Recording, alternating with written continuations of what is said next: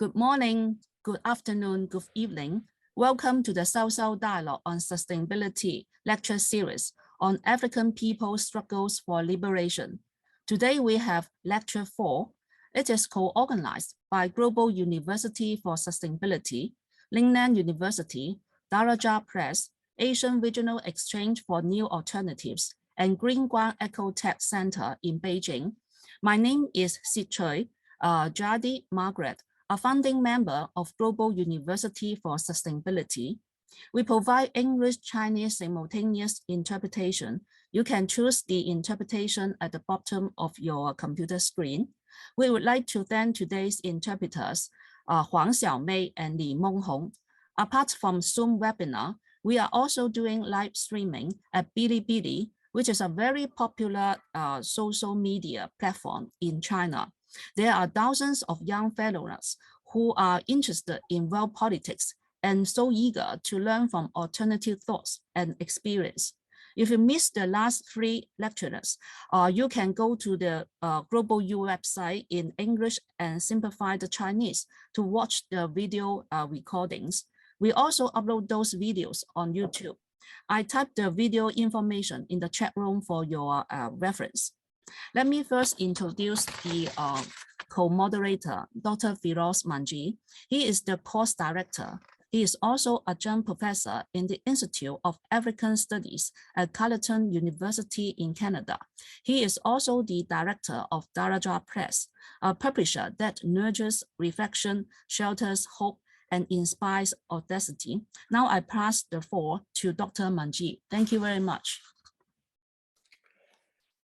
Thank you so much, Jade. Hamjambo, everyone. Not sure how to say it in Mandarin, but how do I say it? Ni hao, anyway. I'd like to thank the organizers, Global University of Sustainability, the Lingnan University, Asian Regional Exchange for New Alternatives. Thank you especially to Jade, Kinchi, and all your colleagues and the translators. A special warm welcome to those participating in the World Social Forum in Mexico and all those in China participating through social media. Today, I have the great pleasure of introducing you to fellow Kenyans. We have 4 guests today: Emeritus Professor Mῖcere Gῖthae Mũgo, Gacheke Gachihi, Gathanga Ndung'u, and Maryanne Kasina. I'll introduce each of you before your session. Let me start with my comrade, my sister, my dear friend, Mῖcere Gῖthae Mũgo, Emeritus Meredith Professor for Teaching Excellence and past chair of the Department of African American Studies. It would take me the entire session today to just tell you about Mῖcere and her extraordinary achievements. But let me confine myself to just a few highlights. She is the past chair of the Department of African American Studies, past director of the Africa Initiative, and past director of graduate studies at Syracuse University in the US. She's a poet, a playwright, and literary critic. She's the founder of the United Women of Africa organization and co-founder of the Pan-African Society of Central New York and its current president. Her works include Illuminations on Chinua Achebe, a well-known African writer and poet, Chinua Achebe and the Art of Resistance. She's a recipient of numerous awards, too many for me to describe here. But let me just mention the Lifetime Achievement Award in African Literature by Africa Writes, the Royal African Society, London. Honorary Doctor of Letters at University of Nairobi, Distinguished Mwalimu Julius Nyerere Award from the University of Dar es Salaam, the Nelson Mandela Leadership Award. She is also the recipient of Kenya's highest award, Elder of the Burning Spear. It is with much pride and warmth that I welcome you, dear comrade, dear professor. Karibu And as you will see behind me, I'm featuring the headlines of the book that we published by you on Ubuntu, which forms the core of your presentation. Warm welcome. Thank you very, very much indeed, Comrade, for those very warm words. I embrace them and I thank you so much. I also wish to congratulate the Global University of Sustainability, Lingnan University, Daraja Press, and the Asian Regional Exchange for New Alternatives on their collaboration in mounting these wonderful lecture series. The topic of African people's struggles for liberation comes as a painful reminder that the earth that Africa stands on right now was liberated from colonial domination at great cost, and that by and large, the vision of Africa that many had dreamt of was betrayed. Of all the sectors of African communities that have suffered most from this betrayal are African women, especially from the masses. They have had the worst deal. I am therefore very, very happy today as we are reflecting on their selfless contribution to the liberation struggle. My deep appreciation again to the sponsors of this lecture series for inviting me to share my thoughts on this subject with you all. Before I move into the lecture, I want to give a dedication of my presentation to my beloved daughters, Mumbiwa Mũgo, who is a senior manager with Accenture International, and who is a very, very well-known community activist in these areas. And also to her late sister, younger sister, and my daughter, Njeriwa Mũgo, who happened to have been working in Xi'an in China before she passed away from ovarian cancer in 2012. So my dedication to these two comrades who have been a part of the struggle for many, many years. Now, one of Africa's cultural treasures is the heritage of orature, meaning verbal art, or the art of the spoken word, African orature. And African orature has many genres, including legends, myths, epics, poetry, drama, theater, proverbs and sayings, songs, riddles, so many genres. Proverbs and sayings encase wisdom, they advise, they teach, they warn, they communicate morals and philosophical knowledge, among other things. Allow me to share a proverb or wise saying from among the Gikuyu people of central Kenya, where I come from. And the proverb of saying teaches us, quote, to engage in dialogue is to love. Kwaria ni kwendana. To engage in dialogue is to love. The argument here is that engaging in conversation and exchange of ideas and with others leads to understanding, and therefore it is an act of love. So, as a believer in love and the exchange of ideas, I greatly welcome this opportunity to hold dialogue with you all today on African women in the liberation struggle, the spirit of Ubuntu. I will say that again. African women in the liberation struggle, the spirit of Ubuntu. And now a definition of operational terms. To make sure that we have a common point of departure, I will begin with defining a couple of critical terms that I use in this presentation. My graduate professor in methods of research and in the humanities during the 1960s and 1970s, now you know how ancient I am, he would be proud of me if he were in the audience today.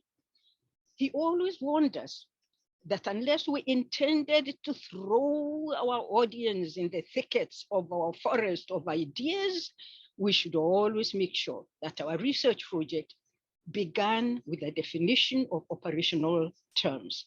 Trust me, people, It is not my intention either to throw you in the thickest of my forest of ideas or to cause confusion. But firstly, let me explain that when I speak of this struggle, I have in mind two types, or the two types that Kwame Nkrumah, the first president of Ghana, who was also Africa's greatest thinker, one of Africa's greatest thinkers and leaders, identified two types: passive struggle and armed struggle. By passive struggle, Nkrumah meant the use of methods such as holding rallies, protests, strikes, demonstrations, signing petitions, so on and so forth, in an effort to have dialogue with the colonial rulers and therefore dislodge them. No wonder they did not want to participate in this conversation. By armed struggle, he was speaking of the act of taking up arms in order to overthrow colonialism. It is important to add, though, that most African freedom fighters only resorted to armed struggle after all passive efforts or means had failed. Secondly, and very importantly, the two major concepts, Hutu and Ubuntu. Let me give you an anecdote to tell you why this definition is important. Last year, I gave a Zoom lecture to a university audience in the United States that shall remain anonymous on Hutu and Ubuntu. And I thought I had done a very good job defining both concepts as philosophical notions that had existed in most African societies since time immemorial. But at question time, a participant who introduced himself as a professor in the sciences or technology or something like that thanked me for the lecture and then informed me that the only Ubuntu he had heard of before my lecture was of a computer software called Ubuntu. And he wanted to know which came first, the computer software or the philosophies that you are talking about. Who borrowed from whom? Wow. Like him, I confess that in my ignorance, I had never heard of Ubuntu software and was to learn later from my tech literate daughter, Mumbi, that Ubuntu source operating system was created in October 2004 by a company apparently known as Canonical Limited, of all names. Apparently, there are all kinds of technological terms now that have emerged around Ubuntu, including Ubuntu ITS, Ubuntu Server, Ubuntu Pro, Ubuntu Linux, and all of them. Some of them I can't even pronounce properly. So, which came first? In defining Ubuntu, I will quote extensively from a 2021 monograph, the one that you are seeing right before you, published by the famous Daraja Press, that is run and owned by our very comrade who is chairing the session, Firoze. And the booklet or the monograph is called The Imperative of Ubuntu in Africana Scholarship. After I finish with defining the terms, I will give you a quick quiz, asking you to tell me who borrowed from whom, Ubuntu technologies or African cultures. So be warned, don't go to sleep, remain alert. First then, a definition of Hutu. The late Dr. John Beatty wrote an important book, and I would like to advise you all to read it. It's entitled African Religions and Philosophy, African Religions and Philosophy. And the name is Dr. John Mbiti, M-B-I-T-I. In this seminal publication, Professor Mbiti notes that although there is a danger in generalizing on African cultures and beliefs because there are so many, nonetheless, there is an argument that can be made that they share a basic philosophy of life, which he summarizes as, I quote, I am because you are, and since you are, therefore I am. I am because you are, and since you are, therefore I am. Now, African orature verbal art in many African societies reflects this shared worldview, which is, and I have a perfect example in a greeting from among the Shona people of Zimbabwe. The greeting goes something like this. The one greeting says, "How are you? Are you well?" And the one responding says, "I am only well if you too are well. I am only well if you too are well." In other words, the welfare of one person is tied to the well-being of the other. And so, to truly claim and affirm your humanity, you must also embrace that of others. As the prolonged greeting usually goes on and unfolds, it becomes evident that the wellness of the individuals that are exchanging the greetings equally depend upon the wellness of their families, their extended families, their entire communities, and sometimes extends, if they are farmers, to their goats and their sheep and their cows and their chicken. How are they? Is the world at harmony? Can we move together? That collective movement forward is what was epitomized by African liberation struggles, and especially so women. Utu is a Kiswahili word meaning hali ya mtu kuwa na tabia ya kibinadamu. Hali ya mtu kuwa na tabia ya kibinadamu. And there is no need, of course, to translate this because we all speak Kiswahili, don't we? However, for the sake of giving the English translator some more work, in the English language, this means, I quote, the state of a person who has the habit of being human. The state of a person who has the habit of being human. Talk of African oracles, paradoxical statements. This is one of them. Simply and in plain language, however, Utu is the capacity to exhibit behavior that is humane. The capacity to exhibit behavior that is humane. Utu is based on the philosophy that the soul is paramount and that losing it is worse than losing one's material wealth. It is based on the philosophy that to be whole and to define one's personhood and one's humanity, the human physical form is inadequate on its own. In other words, one's soul and inner being are the cause that define personhood, not physical or material manifestations alone. To purposely reiterate, having wealth, however gratifying this might be, having power, however gratifying this might be, while being spiritually poor, is a reduction of one's personhood. So to sum up the absolutely critical qualities in Utu, it is a celebration and affirmation of life. It is a celebration and affirmation of other people's life. It is the ability to connect one's humanity to the humanity of others. The primary understanding here is that you must have a soul or be soulful in order to do this. So purposely, I repeat, Utu draws from the philosophical well of understanding that John Beatty expounds in the book I mentioned, the worldview of indigenous communal African societies that existed from times immemorial. I am because you are, and since you are, therefore I am. And now Ubuntu. Is there any difference between Utu and Ubuntu? Not really. Utu, Kiswahili. Kiswahili is the language spoken in Kenya, Tanzania, and around Eastern Africa these days, and it has moved on across Central Africa, Southern Africa. But Utu, Kiswahili, and Ubuntu, Zulu, a language spoken by some peoples in South Africa and Zimbabwe and others, that Utu and Ubuntu really conceptually mean the same thing.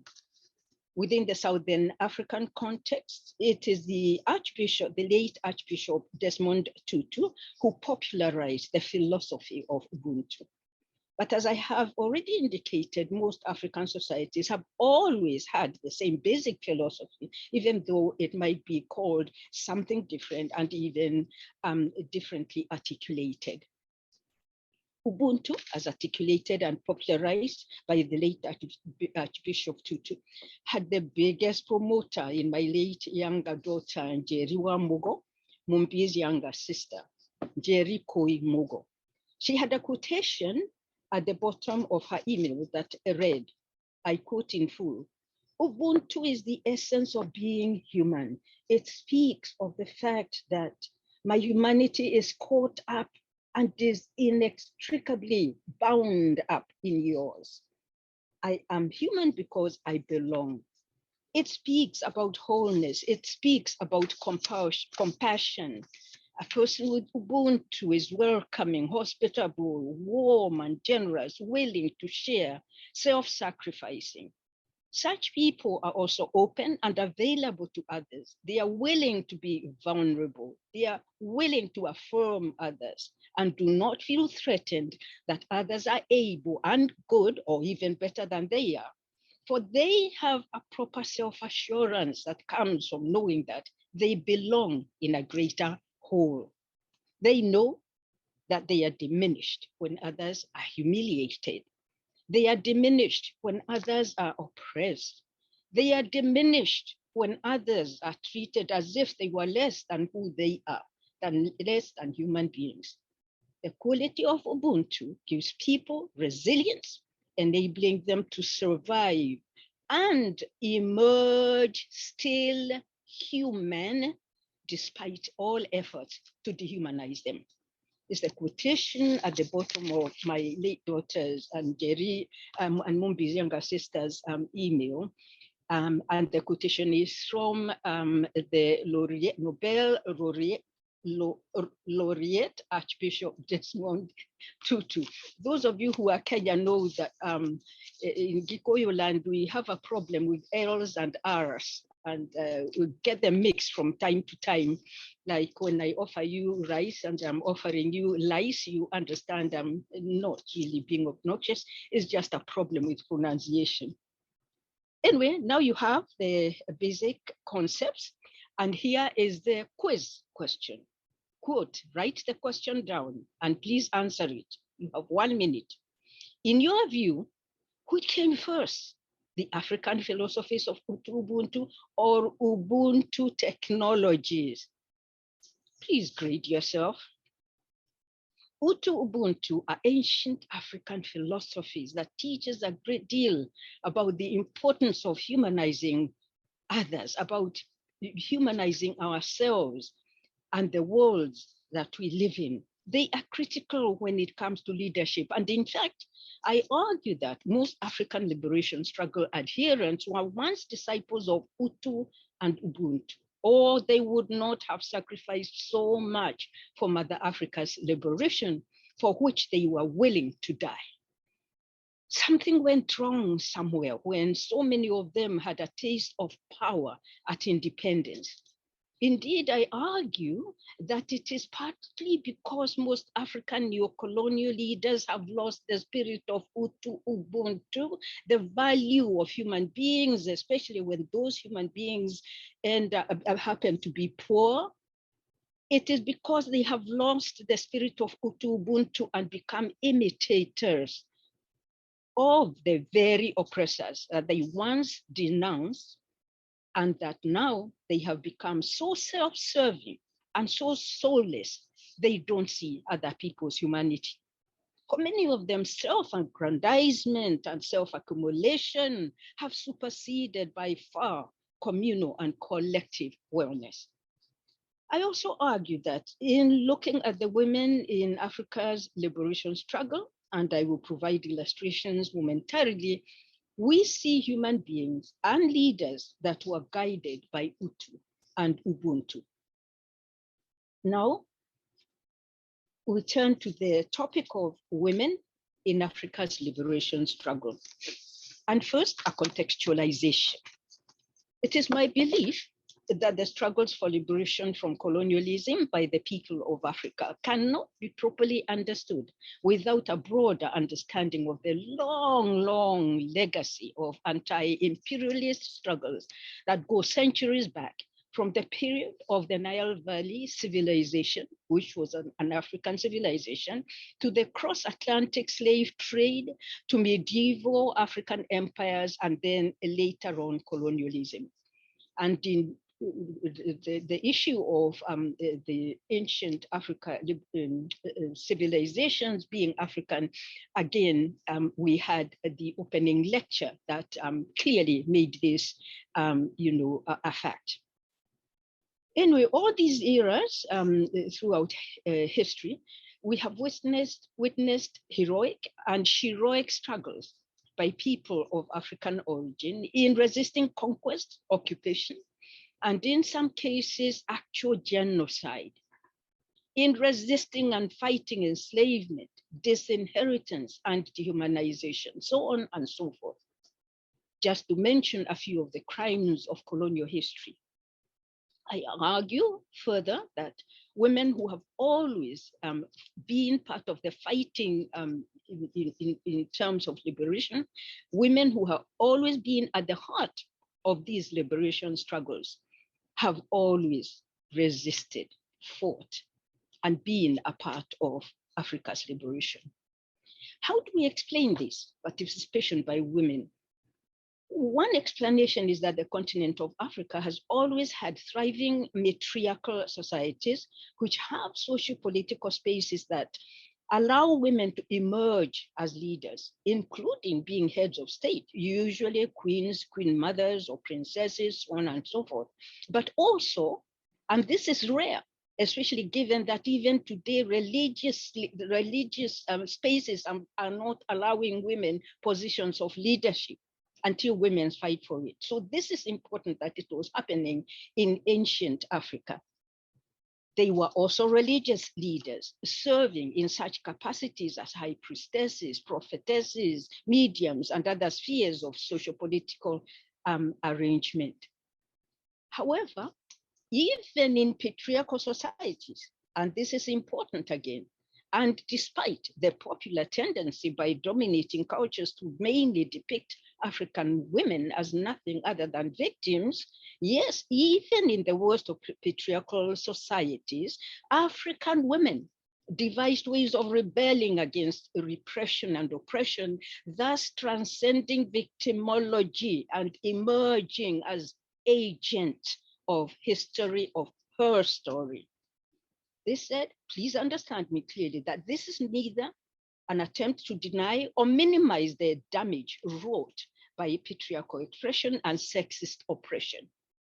It is to argue rather that African women, like all other oppressed people, have by and large never accepted injustices against them. They have never accepted humanization while sitting in helpless silence. No.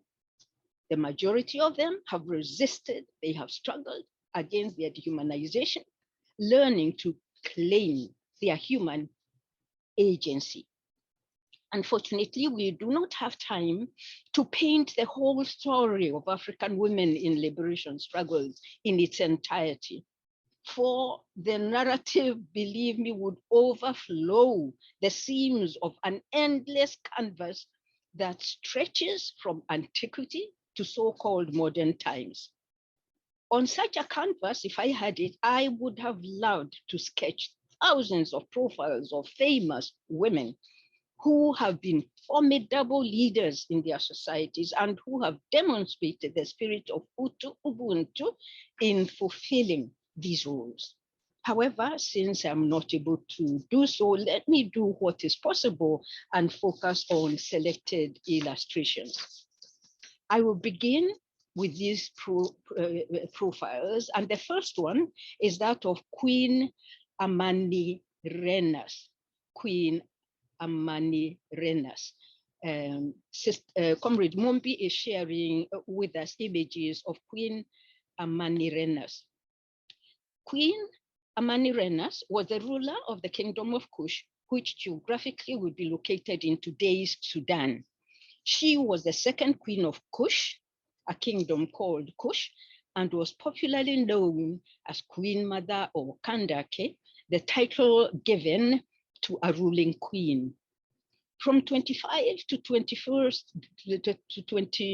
BC, Queen Amanirenas was the commander of 30,000 soldiers who fought back Roman invaders who had occupied the kingdom's fertile lands in the Nubia region and had imposed taxation on the people of Meroe, the capital of Kush. Her armies incurred heavy losses on the Romans and ended up liberating the occupied lands. Queen Amanirenas, also referred to as the one-eyed queen due to an eye disability, had liberated her people from foreign occupation and domination, succeeding in achieving what her male predecessors had failed to do, that is, defeat the mighty Roman Empire. And that was something. Just as importantly, unlike so many other kingdoms across Europe, Africa, Asia, she neither ceded an inch of her territory nor paid any tribute to Rome. Moreover, she not only reconstructed Kush following the destruction of war, but improved the living conditions of her people even further, reigning in peace and enjoying popularity because she was so courageous, she was so humble, she was so selfless, and she recognized the humanity of other people. Her reign is described as the most prosperous in Kushite history. It is also often referred to as Kushi's golden age. Now, I share this profile not to glorify war and or militarism, but to clearly differentiate between warmongering and self-defense, to differentiate between self-defense and expansionism, empire building. In other words, I'm in agreement with Amilcar Cabral's theoretical argument on liberation, which Comrade Firoze Manji shared with us in the opening lecture of this series, namely that fighting back against occupation and dehumanization in an effort to assert our humanity, our Ubuntu, is to claim self-determination. And it is a human right, it is an act of culture. I would even call it an act of love. To quote Cabral, quote, national liberation is necessarily an act of culture. Allow me to pose a rhetorical question at this point. Now, how many of you knew about this great African woman liberator before today's lecture? Queen Amanirena's story is a powerful statement to the importance of Ubuntu type of leadership. It is also a testament of just how much women have been overlooked, underestimated by histories that have silenced their historical texts, to wit, patriarchal narratives of exclusion that are based on factors such as gender, class, race, and disability, so on and so forth.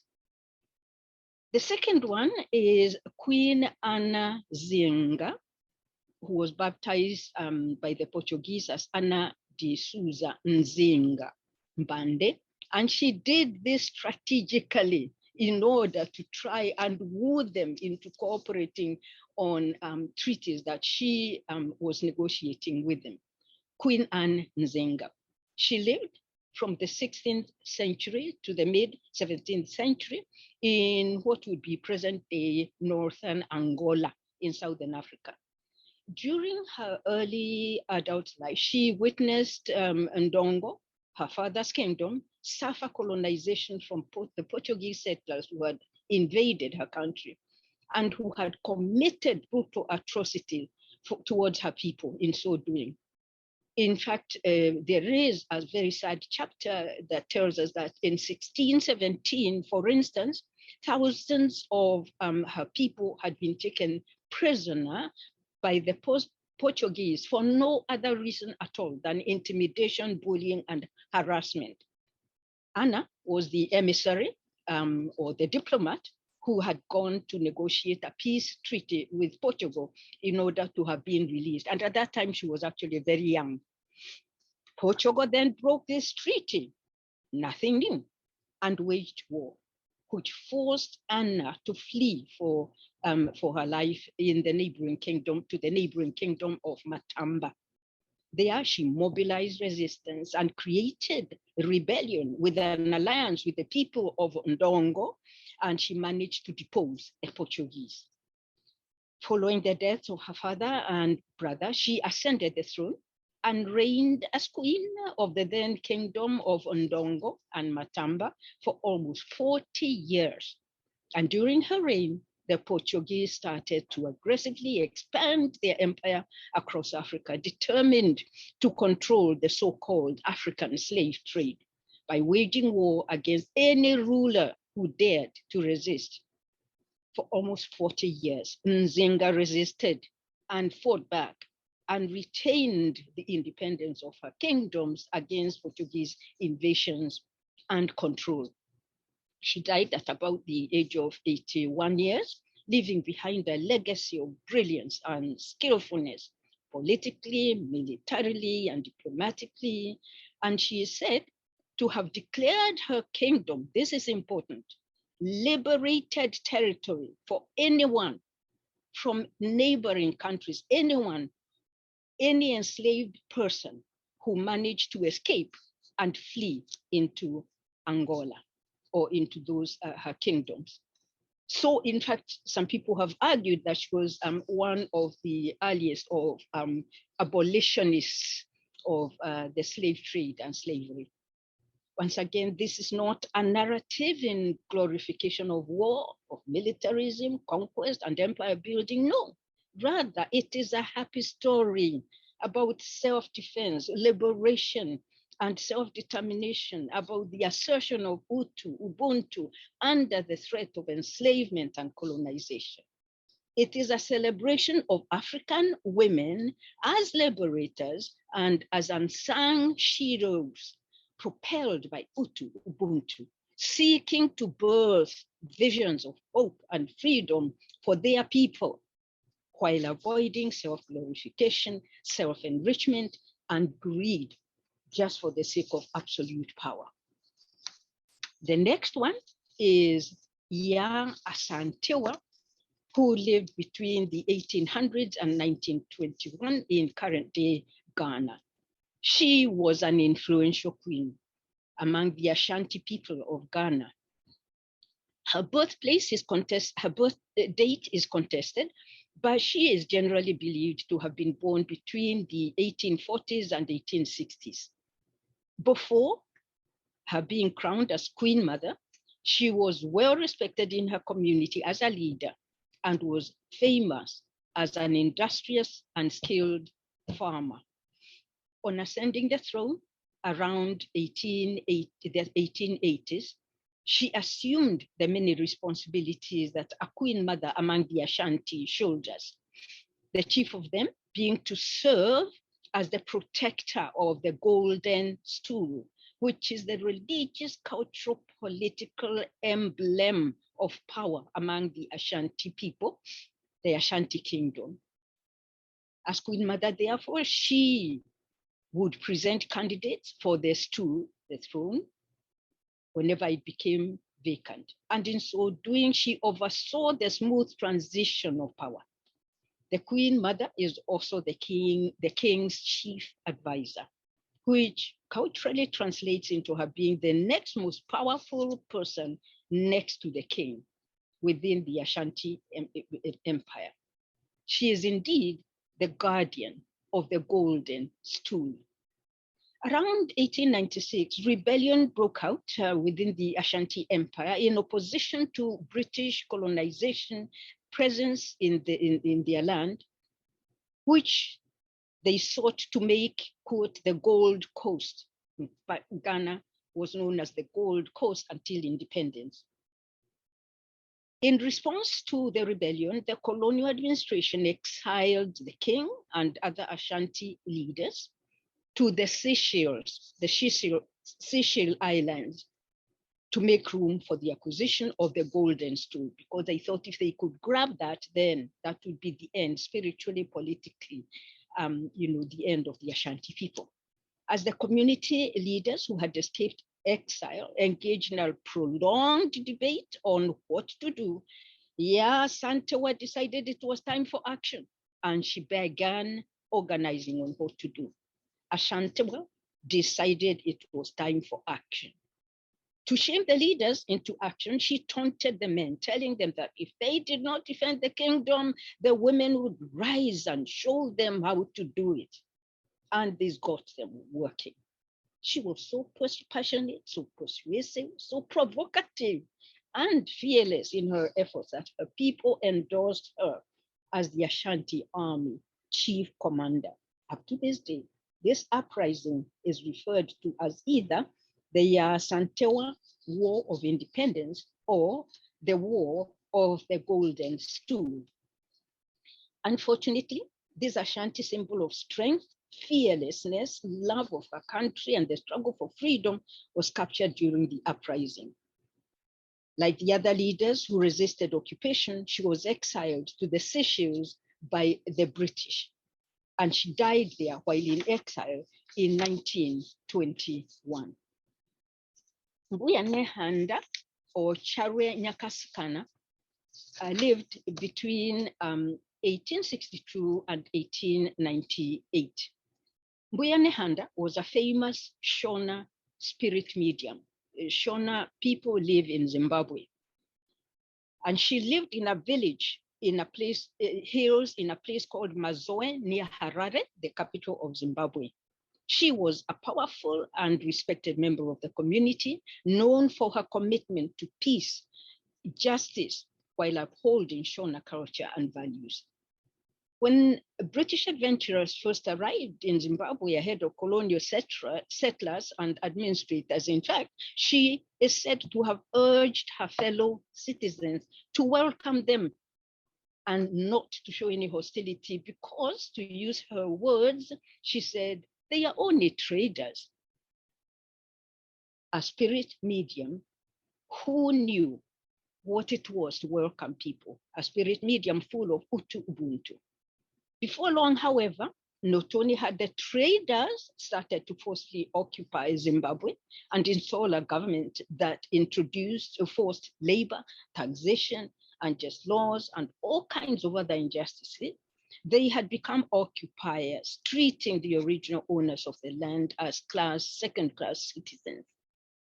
They even renamed Zimbabwe, calling it the land of Rhodes, and you all know who Rhodes was, Rhodes, rather. As settler colonialism became a reality, some of the indigenous leaders decided to organize public resistance. Open rebellion started in Matabeleland around 1896. Matabeleland is the southern part of Zimbabwe. But by October 1896, Maryanne Handa and a compatriot of hers, Sekuru Kagubi, both from Mashonaland in the north, had joined in the effort, forming a whole in order to address the question of their abused humanity. And eventually, Nehanda took the lead and, in fact, organized resistance across the whole of Zimbabwe. The national uprising that these spiritual leaders led is referred to as the rebellion or the first Chimurenga. Chimurenga means War of Independence, or the first national war of liberation. Maryanne Handa and Sekuru Kagubi were arrested and sentenced to death by hanging by the British colonial government. At her death, though, Maryanne Handa was still defiant, and she said to them, "My bones will rise again. You cannot kill my humanity." The reading by Sankara tells us, you can kill people, but you cannot kill their ideas, you cannot kill their soul. So this prophecy is believed to have inspired Zimbabwe's second Chimurenga against white settler colonialism that led to independence in 1980. Now, in the interest of time, let us now go on to the general African women liberation struggle in the 20th century. And here, what I want to say is that as colonialism accelerated, colonial occupation accelerated, women continued to either participate in movements against imperialist and colonial domination, or in a number of situations to actually lead the efforts against colonization. And there are numerous examples of this. I will mention a few. Mekatilili Wamenza, a woman priestess at the Kaya Fungo, a place among the Giriama people of Kenya that was a sanctuary religiously and politically, the headquarters of the Giriama people. This woman, Mekatilili, organized what is known today in history as the Giriama uprising against the British colonial government. In fact, I argue that she was responsible for preventing the British from settling on the Kenyan coast.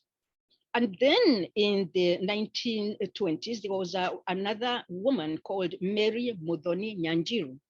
And Muthoni Nyanjiru and other women, mainly from the working class, mind you, organized and led demonstrations across the cities in Kenya, but particularly Nairobi, demanding the release of their leaders, demanding the rights of workers. In Nigeria, among the Aba people in southern Nigeria, the Aba women, known as Aba riots, or rather also known as Aba Women's War, was another formidable revolt in general. In Western Nigeria, women also took the lead in organizing acts of resistance, the best known being that of Abiekuta Women's Revolt, which was in Yoruba land. And this has been written about by the Nobel Prize laureate, Wole Soyinka, in a book called Ake, The Years of Childhood. Ake is A-K-E, The Years of Childhood. It's referred to as the Great Upheaval.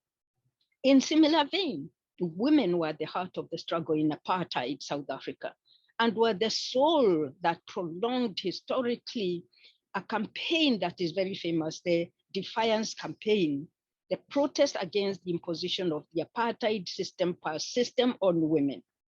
And they organized a campaign in 1955 that is very well known, and took to a march to Pretoria, the then capital, where under the banner of the Federation of Southern African Women, up to 20,000 women burnt the passes. They burnt those passes in view of police aggression, having dogs chasing after them. 20,000 of them, and this in apartheid South Africa was something. This day is now historically commemorated as National Women's Day in South Africa. I won't go into naming the leaders because time is moving on, but just to say that later on, the Epic of Soweto's Children Uprising was also another one that involved women, and very well-known women, some of them, like Winnie Mandela, Fatima Meer, Helen Kuzwayo, and a much younger generation of leaders. The point I am making is that, generally speaking, long before joining official liberation struggles, African women had been a part of a long story of preceding national resistance struggles against colonialism. Whether in the urban, rural areas, women had played a major role in protests, cultural organizations, rebelling as part of women's groups, being part of trade unions and other movements in opposition to colonialism. They had participated in and more so taken a lead in organizing protests, strikes, demonstrations, work stoppages, acts of civil disobedience, and other forms of rebellion in the history of their nations. This was only natural, seeing that under colonialism, the traditional role of women as dependents and minors had not only been consolidated, but had deteriorated.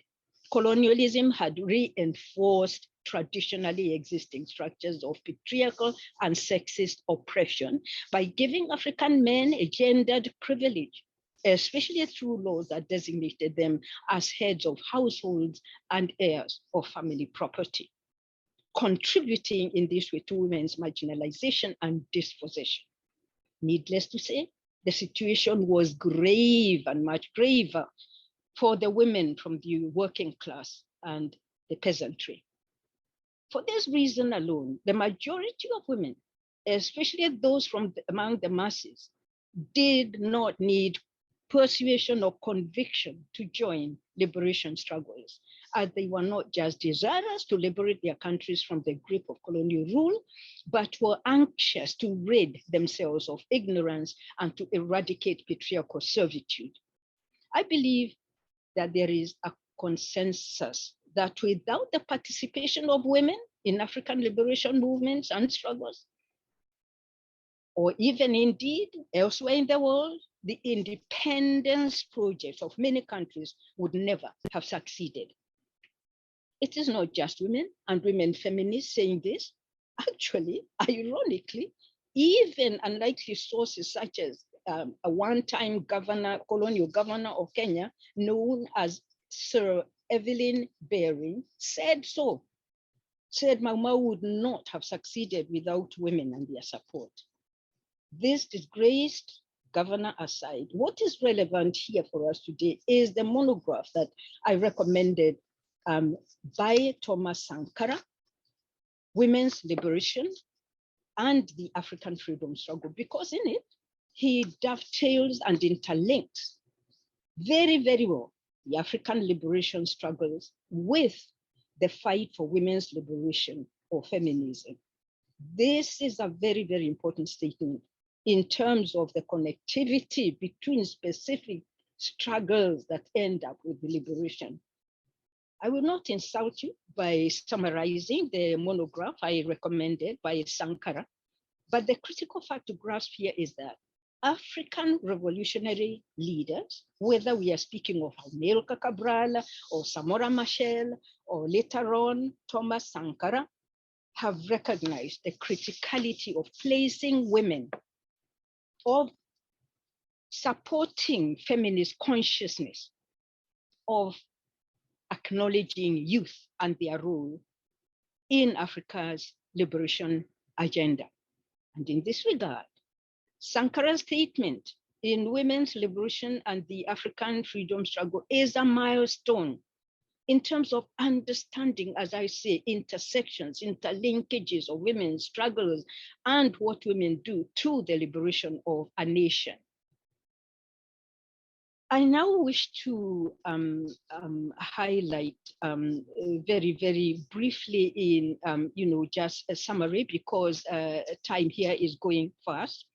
The work of Frelimo in Mozambique and the work, that was done by Peig in Guinea-Bissau by Amilcar Cabral. And I will really summarize and go right to the end of the presentation that I was going to provide details for, and say that Frelimo and Peig, the movements that led to independence in Mozambique and Guinea-Bissau, perceived and were very, very clear that the armed struggle was transitory, and that the realization of a higher goal was still pending. And that realization was the building of a new society, the building of men and women equipped with a vision that transcends the dehumanization of other people, that transcends notions of accumulation of power and greed, that understands that I am because you are. This is to go back to Professor Mbiti's words. So Mozambique and Guinea-Bissau have lessons to teach us.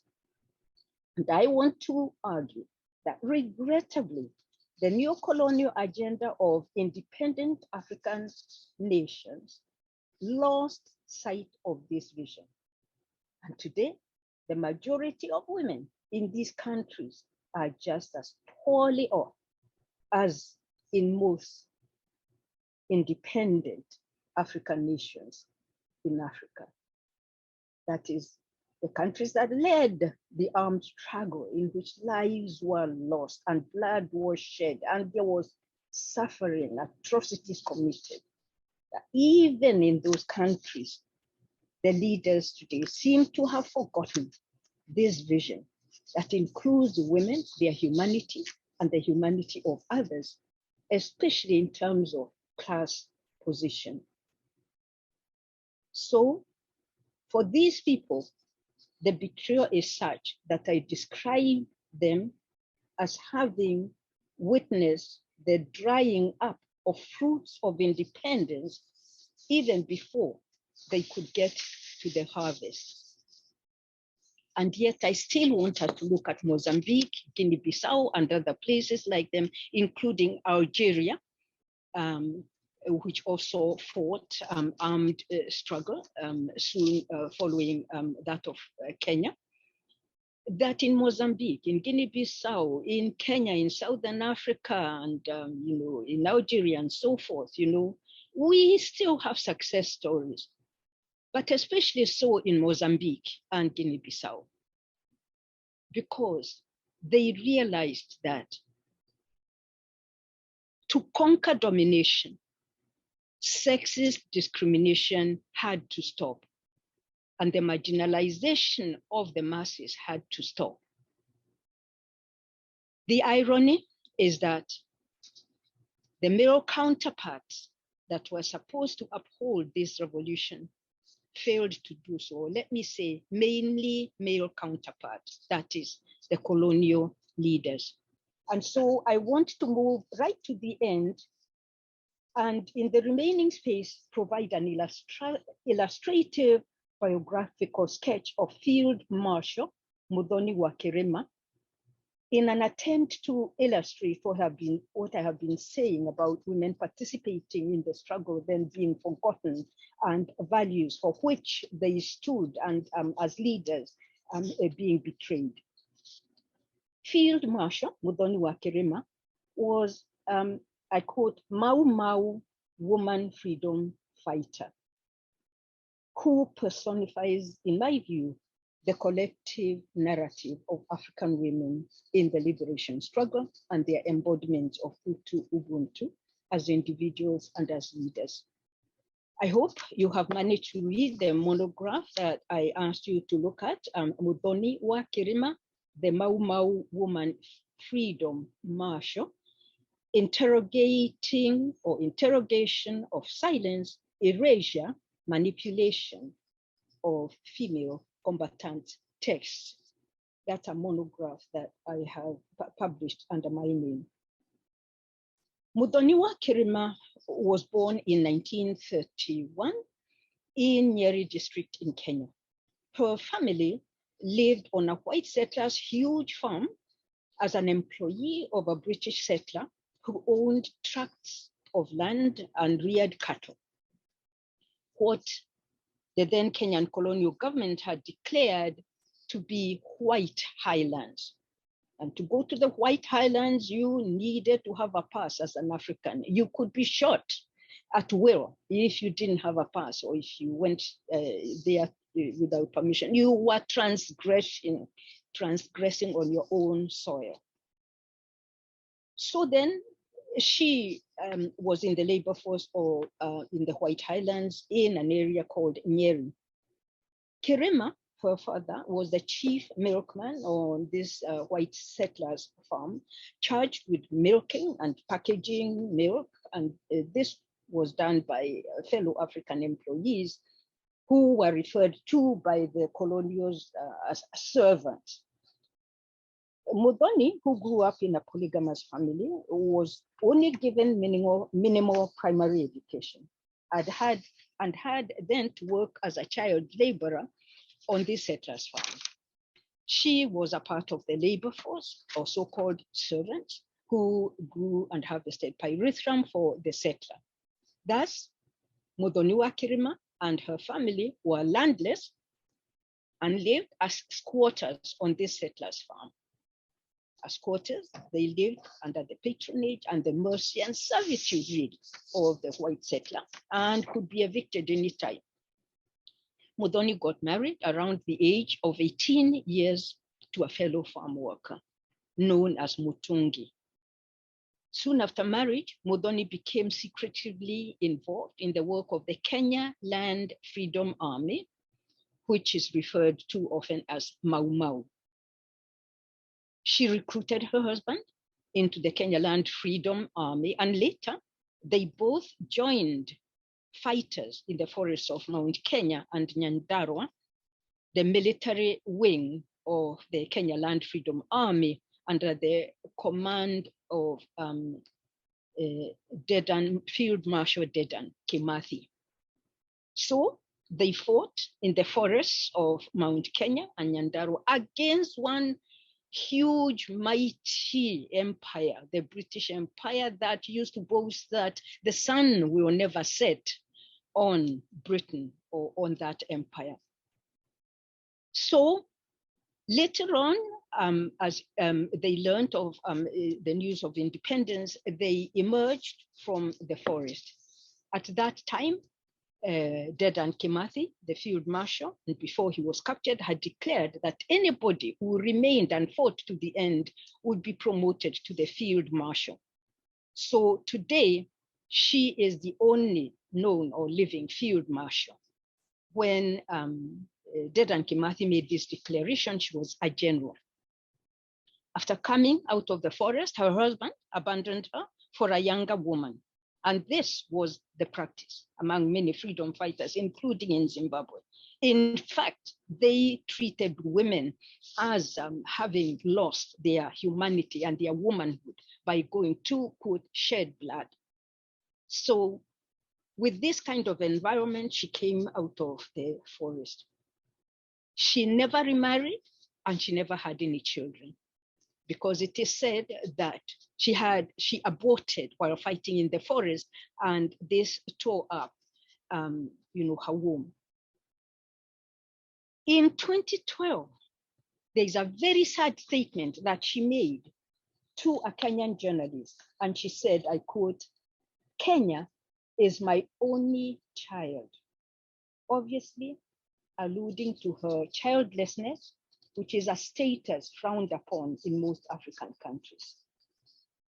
Now, a few weeks ago, this freedom fighter, Field Marshal Muthoni wa Kirima, who had kept her deadlocks as a symbol of resistance against Kenya's betrayed independence projects, was presented publicly on television, all over Kenya media and video productions, submitting to having her hair shaved after having had it since 1952 as an expression of who she was and what she represented.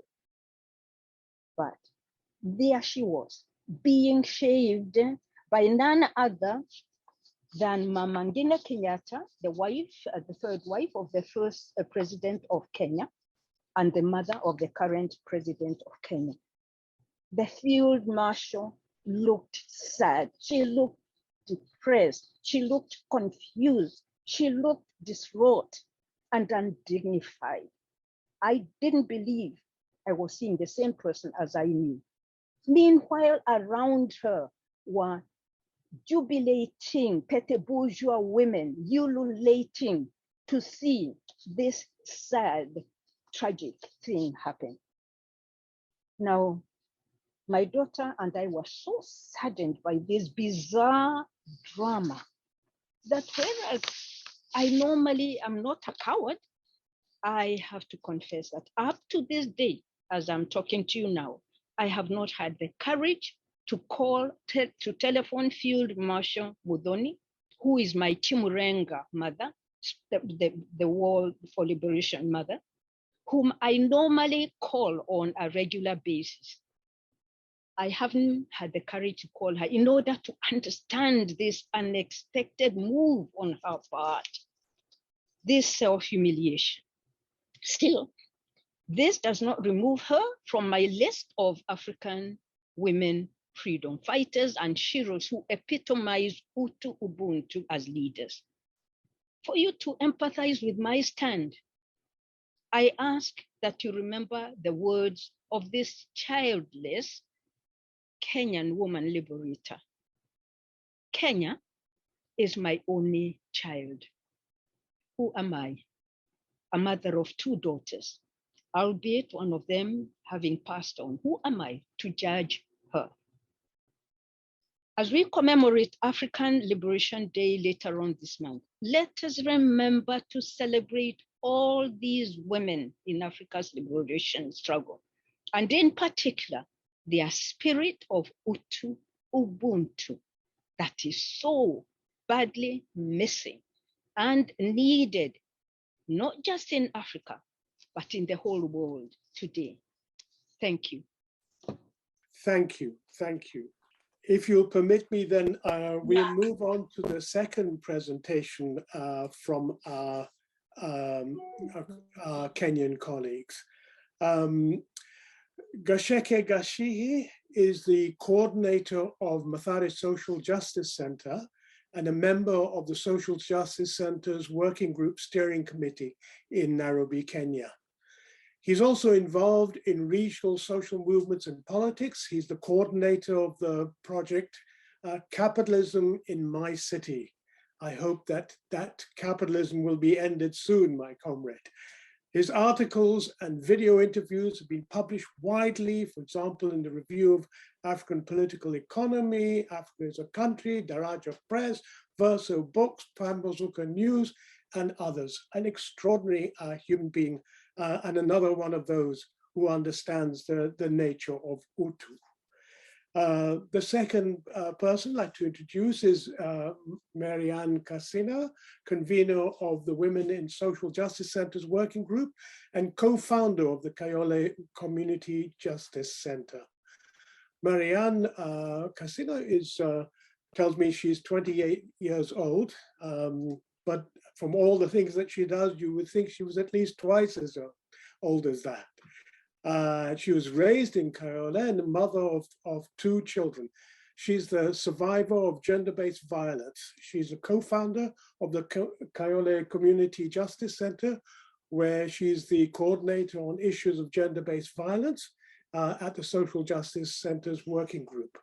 Maryanne is motivated to fighting for girls and women due to the patriarchal systems in which they are exposed.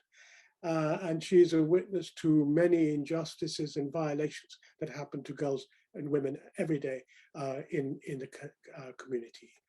And our third guest, a warm welcome to Gathanga Ndung'u, who's actually a biotechnologist, but also a human rights defender, researcher, and community organizer with the Ruraka Social Justice Centers in Nairobi.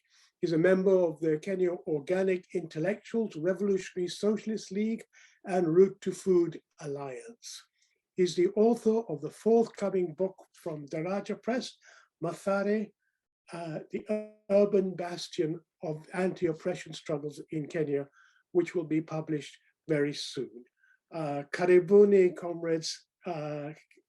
It's a great pleasure to have you here.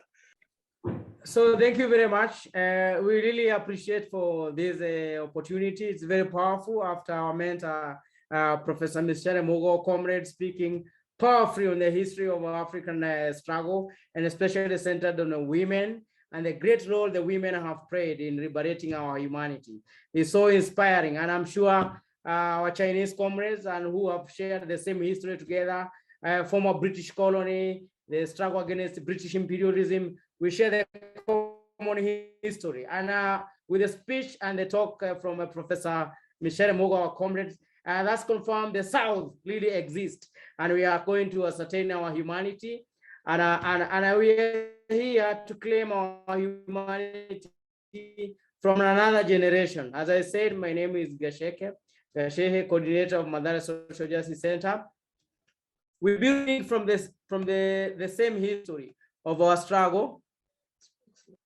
Yeah, we're building from the same, and thank you very much, Maryanne. We're building it from the same history, the same foundation that has been laid by our great comrade, the first generation of the freedom fighter, Mekatili Wamenza, as it was said by Mῖcere Mũgo, Muthoni Nyanjiro, and the great struggle that was inspired by the generation of the Professor Mῖcere Mũgo during Kenyatta dictatorship after the flag independence. So we are the generation that is building from the same footstep, resisting neo-colonial state, as the professor have shared. We found ourselves in the same situation, the neo-colonial poverty, hopelessness, dictatorship, economic neoliberalism after the collapse of the liberation independent project that Professor Mῖcere has shared powerfully. What happened that the women's struggles, the women humanity was isolated. The dictatorship cropped up in Africa, across Africa, as you know, whether it's Kenya, Moi dictatorship that expelled Professor Mῖcere Mũgo here in Kenya. Congo, you remember, there was a dictatorship of Ubuntu. In East African region, we had very many problems of Idi Amin. In Ethiopia, the same problem. And also at the latest in Zimbabwe and now in South Africa, we have all these crises of neo-colonial poverty, hopelessness, and violence. So we are a generation that is building from that. And as we say, we are claiming our humanity from that history of great history and inspiration from our generation of independent scholars and activists. We started organizing in informal settlement in early 2000 and building up a social justice movement after a new government came in from 2002 of Mwai Kibaki, who was just buried yesterday, is where we are building in through major struggles of poverty, hopelessness, violence, especially state violence perpetrated by neo-colonial state. As you know, and this is very critical because Professor Mῖcere Mũgo has spoken a lot about humanity, Utu and Ubuntu. We have also to recognize we are facing a major crisis of capitalism. And this has continued to rob our humanity. Our topic, as you say, is making of a grassroots social movement in the informal settlement of Nairobi. 7% population of Nairobi city, which is across almost 7 million, live in informal settlement, where there is no water, there's no healthcare, there's no education, and there's no housing. It's a major crisis that has robbed millions of people in Kenya and same Africa, because these informal settlements, slum, are manifested from Soweto to Nairobi to Addis Ababa, everywhere, even in Tunis, all over in North Africa. There's a major crisis where millions of people, as in Nairobi informal settlement, have been robbed their humanity.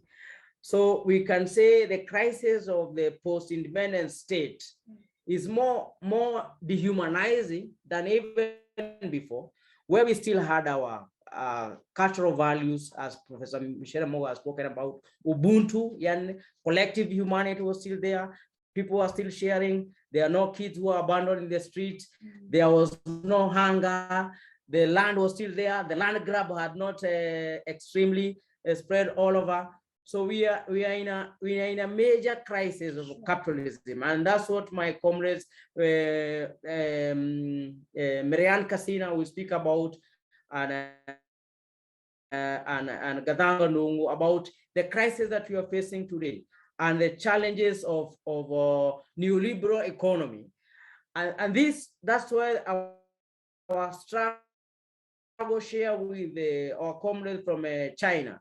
from the Mao and where we are today, and what is China today? What is our South-South relationship? What is the solidarity of our humanity? How are we renegotiating our humanity together at the South? And we appreciate a lot the Global University for Sustainability that this topic is coming today, and this open up an intergenerational renegotiation of our humanity through learning experience. Crisis that we are facing is enormous, and that's why we have started organizing around social justice centers.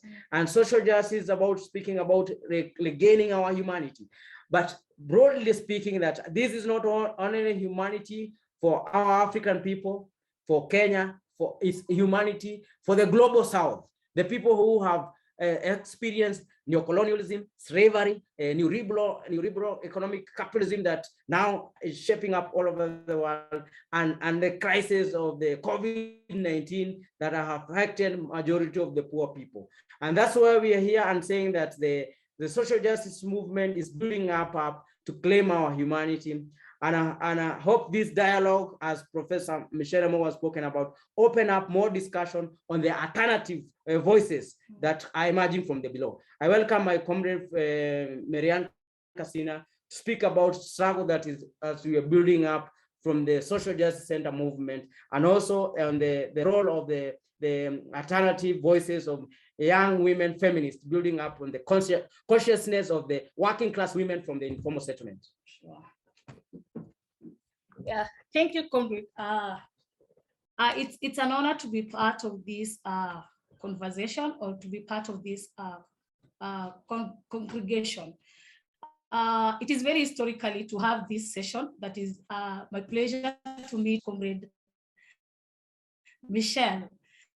I'm so happy for giving us a brief history of the role of women in the liberation struggle that we can see, due to being in a society that is male-dominated, continues to erase the history of women that up to now in the 21st century continues to be a crisis, because as Thomas Sankara says, that there can be no true revolution. We see in this 21st century that it's upon the men to remove their man dominance in themselves, or to shed off their fragile masculinity and support the women struggle for us to achieve the Ubuntu, or the liberation or the freedom of every person. So in this 21st century, we continue to organize in the aspect of feminism ideology, because we understand that we want a better society, that everyone's voice matters, a society with equality, a society that we continue to see in this neoliberal crisis that continues to bring the inequality, that where we want a society that does not have the issue of class issue that we continue to see in the informal settlement. And as Gacheke said, what pushes us to fight, and it's that we want to live a dignified life as human beings. And as Comrade Mῖcere was saying, that Utu, having the humane aspect that we feel the new colonialism has stripped us of, and especially as comrades who are coming from the informal settlement, that we even do not have access to basic commodities.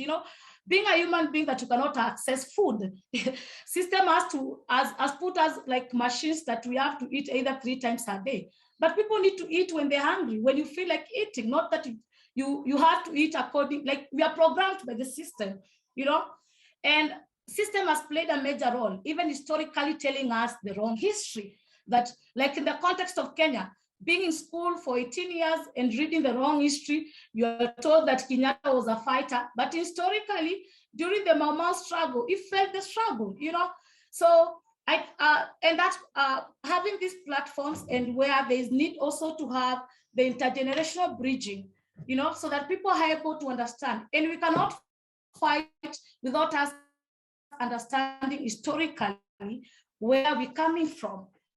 So there's need in this 21st century to have the intergenerational bridging of other generations who have fought previously, and also to sharpen the ideological contradictions, so that we are able to achieve the vision of having a better world that embraces Utu and Ubuntu, or other to say that embraces a feminism ideology that fights for an equal society for everyone, so that we come out of a society that is so much male dominated. But that is what we continue to see within our society, that where we continue, even women are much it's male dominated, that male dominates even over women's bodies. They want to decide over our bodies, what contraceptives I want to take. That even system has dominated over our bodies, that it makes money, it makes profit out of us, and continue to subject women into more violence, like in the case of women in the informal settlement in Nairobi, where we continue to see the state brutalize and kill our children. That shows how the system continues to subject the labor of women. Giving birth is labor, and at the same time we give birth, we lack access to better healthcare. Giving birth in Kenya, and especially the informal settlement, it's a matter of death of life, because of privatization of basic needs like healthcare. I was the other day telling my comrade, I was so much, it was so shocking to see, in this capitalistic society, we have a VIP, medical consultants, VIP. You see that class issue, class struggle, and it won't even the petty bourgeois to commit their class suicide. Enjoy this struggle, And that's why we as social justice movement, we continue to organize the informal settlement, because we the poor have to understand that we are oppressed, and take up against fighting capitalism, because we want a better society. We want to live good.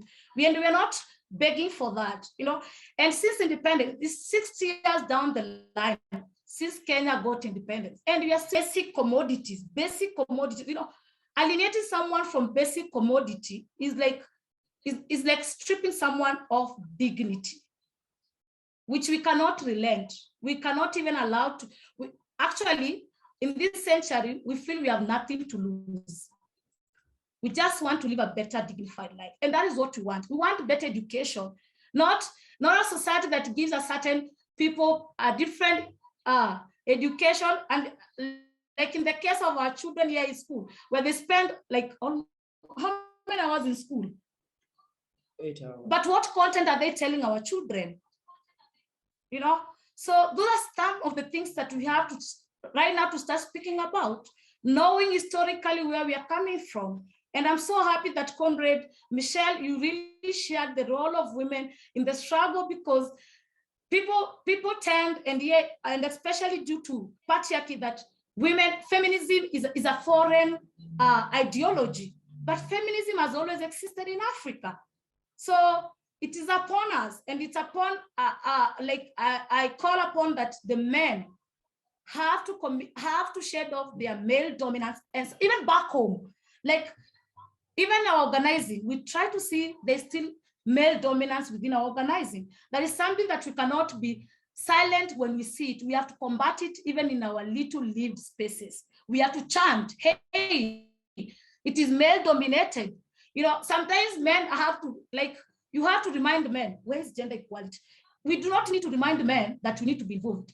They need to know, it has to sing in their minds that there is need to include women, and we want to participate in the decision-making table. We want to decide what we want, not them deciding what they think we want. It is us to be there and sit and say, this is what we want. This is what matters to us. Yes. So I let my comrade Gathanga to maybe to give a history of the struggle of social justice movement. Good morning, good afternoon, and good evening. We've been trying to look at state response to popular struggles in Kenya's informal urban settlements. We find that historically, when you check at our urban informal settlement, the role that they have played in all these struggles in our independence struggle, the second liberation, and now to us now the third generation liberation struggle, we find that these informal urban areas have been playing a critical role. That major, when you take a historical context, maybe in from the coastal region. During the Portuguese conquest and the Roman conquest, we find that the coastal region of the old towns of Mombasa, they played a major role in resisting colonization by the early Portuguese traders who came to the coastal Kenya. We find the same trend coming through when the Britain came to Kenya, and they started with the construction of the railway. We find that the same people in these urban areas that was sprouting, like in Nairobi and Kisumu and Mombasa, the role that they were playing in resisting this colonization, they played a major role, which to some extent has not been documented. When the British colony came to Kenya, and then it was made Kenya was made a British protectorate in around 1920, we find people organizing in Nairobi, people organizing in Kisumu, also in other areas such as Nyeri and other small towns in Kenya. They were organizing against the injustice that were being committed by the colonial government, the British. They were organizing against these people, but then it has not been documented. We came around in 1940s, late 1940s and 1950s, we find some of these urban settlements, informal urban settlements, sprouting also in Nairobi and in Kisumu and Mombasa, and people are organizing against the British government.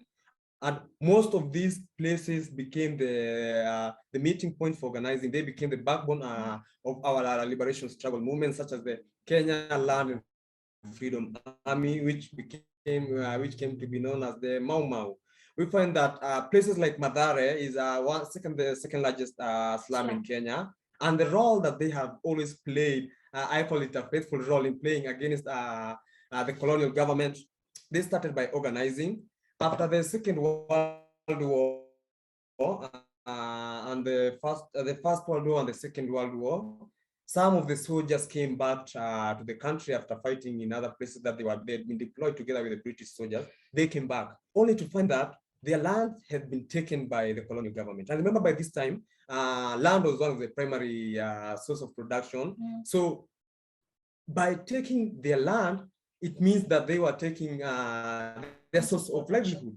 They were taking as well as Professor you explaining, the Utu, because as in Africa and maybe in other parts of the world, there's this link between us and our ancestral land.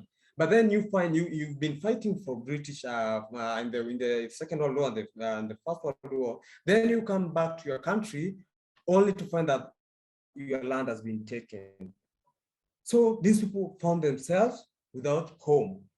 And these informal settlements came now to be the home for these people. Most of these soldiers, also from Central and Eastern Kenya, they found themselves landless. They had no means of livelihood. And so most of them came back to live in the slums. Mathare was one of the slums that was closed. And also some of the workers from areas like Muthaiga, Karura Forest, and Kiambu and around came to live in Mathare. Being in the midst of people that were oppressed, they started radicalizing these people to civil disobedience to the colonial government. You see them organizing against the government of the day that was oppressing them. The government came with the Kipande system that was very denying the indigenous Kenyan people of their Utu, that humanity that is which is inherent in all of us. That humanity or Utu is not given, it's not granted. It's something that's inherent in us that we should have as humans. But then the colonial government was robbing us the dignity of being human, was robbing us the Utu that we had, robbing us the Ubuntu that we are speaking. As we look at our communities before the colonialists, our communities were mostly communal. That's how we live as Africans. We lived in communities. We did work as community. We were community areas where people could eat, and we did everything before the colonial government came and privatized everything, and we started living as individuals. So we see the government ownership started coming in, where people could own different things. So after our independence as a country, we came to the Jomo Kenyatta regime. That's the first president of our country. And we find that Jomo Kenyatta came and continued with the same footsteps that were used by the British government. We find that before the Jomo Kenyatta came into power in 1952, Mῖcere was playing a very critical role in organizing, as you can find through Piogama Pinto's book by Shiraz Durrani. You find that Mῖcere played an organizing role. It was like, I call it an urban bastion of anti-oppression struggle, because of the role it has been playing in our journey to independence. These Mau Mau soldiers who are Mau Mau sappers in the capital, they were organizing their meetings in their needs to be met. If it was the food could be gathered in these areas, ammunition, another thing, and then all things were dispatched back to the forest, to the Aberdare forest and the Mount Kenya forest. All this planning was done in Mῖcere. And so when the colonial government learned of this, they came to Mῖcere and demolished all these houses, and some of them were set ablaze, leaving the people homeless. But then due to the resilience of the people of Mῖcere, they kept on pushing, and they kept on organizing despite the challenges that they were facing from the then government. Jomo Kenyatta came and continued with the same oppression, oppressing the people of Mῖcere and other informal settlers. And he, as a person, as a president, never bothered maybe to bring, to provide maybe social amenities to these people, provide water, provide education, or anything to improve the livelihood of these people. So he continued with the same trend that the colonial government was going through all this time. So we find that instead of returning the stolen land the land that had been taken by, he'll be now the black colonialist in our country, by taking all the lands that were left back by the British government. And so there rose some voices from the people who rejected this, who came and was taking by dividing this land amongst his cronies and friends and everything. And most of them ended up dying. People like Baimunge, Piogama Pinto, and others lost their lives because of questioning Jomo Kenyatta's regime. After 1970, after his death in 1978, Moi came in, and just like his predecessor, Jomo Kenyatta, he said he'll follow in the footsteps of Jomo Kenyatta. That's what came to be known as the Nyayo philosophy. Nyayo means footstep in Swahili, and that's the same. He said he'll follow the same footsteps that Jomo Kenyatta used. So to silence these dissident voices amongst the politicians, the activists, and everyone, he came up with a special branch of police that was involved in torture, in torturing some of these people. That's when liberation came up. Gīthae Mũgo, Wangari Maathai, Akina, all these people being oppressed by the government, others being sent into exile. This is where we see some of these comrades in our universities starting to organize the Miguna, Maina Kenyati, organizing in the town centers, organizing in the universities. We find the then president organizing spy agencies to infiltrate these lecture halls, to see who are these professors teaching some of these by his government, because he felt by teaching these people all this was a threat to his rule. And this went on and until it came to the Mwai Kibaki's regime. That's now in 2003, when the country, at least we felt that now we wanted a change from the ruling party, which was KANU, now to the Kibaki regime, now Kenya, which was somehow to unify the country. Kibaki came at a time when the country really needed a change, when the country felt that now we as a country, we needed a new constitution, we need to chart a new way. There are some, he came with a lot of promises, a new constitution to revamp our economy and a lot there was our country. But then they came a betrayal by the president Mwai Kibaki, who died recently. We find that some of these promises were never fulfilled. We see a country where he had promised to expand the democratic space, which really never happened. The constitution, with the failed constitution reform in 2005, we found that all this discussion was going on, but then we never saw the reform that were promised. We see now a rise in police extrajudicial killings and enforced disappearance starting to happen. Now we shift from Moi's torture chambers, and now we come to use of police, and now Kenya is somehow transitioning now to a fully police state, where enforced disappearance and extrajudicial killing become the norm of the day. We see a place like Madare suffering during the Mungiki crackdown in 2007. We find that his government started doing a crackdown on this. It was called the Mungiki sect. These people were organizing that the Mau Mau were fighting for. We find that the Mungiki, although they had some spiritual side of them, but the pertinent issues that they were speaking of, freedom and land, are the same issues that were spoken of. So we see that this has been building up with the oppression of the people. So the Mungiki crackdown happened in Madare, where most of these people were being suppressed. The people who are maybe raising around these issues. We see the same thing in 2007 during the post-election violence.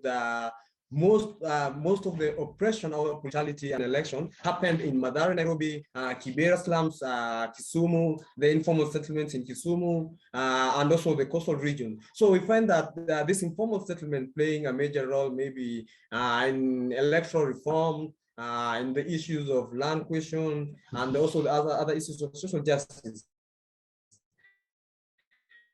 And we find that when Uhuru Kenyatta came into power with Ruto, now in 2013, after the new constitution,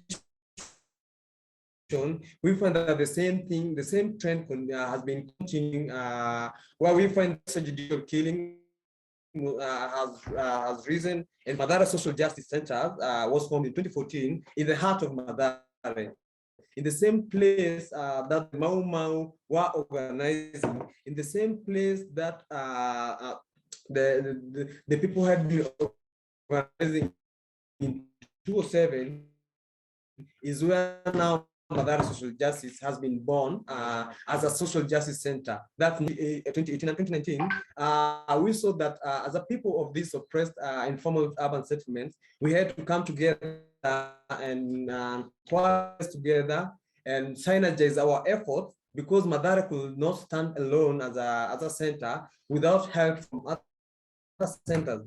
That's when other centers came in from other areas in Nairobi, also in the informal settlement and other slums. We came and coalesced together and sent our efforts and for our movement that is now trying to amplify our voices in the slums against all these injustices that are happening in our country. We find that these communities, we share the same struggles, be it the issue of police arbitrary arrest, and disappearance,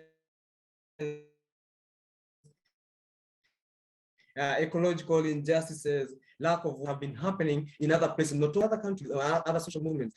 We've been trying at least check how other countries have been doing it. Like when you look at the Kurdish movement in the Middle East, trying to look at what have they been doing. And we look at Latin America, Mexico, there's the Zapatista movement. We look at what has been happening in South Africa against the apartheid regime.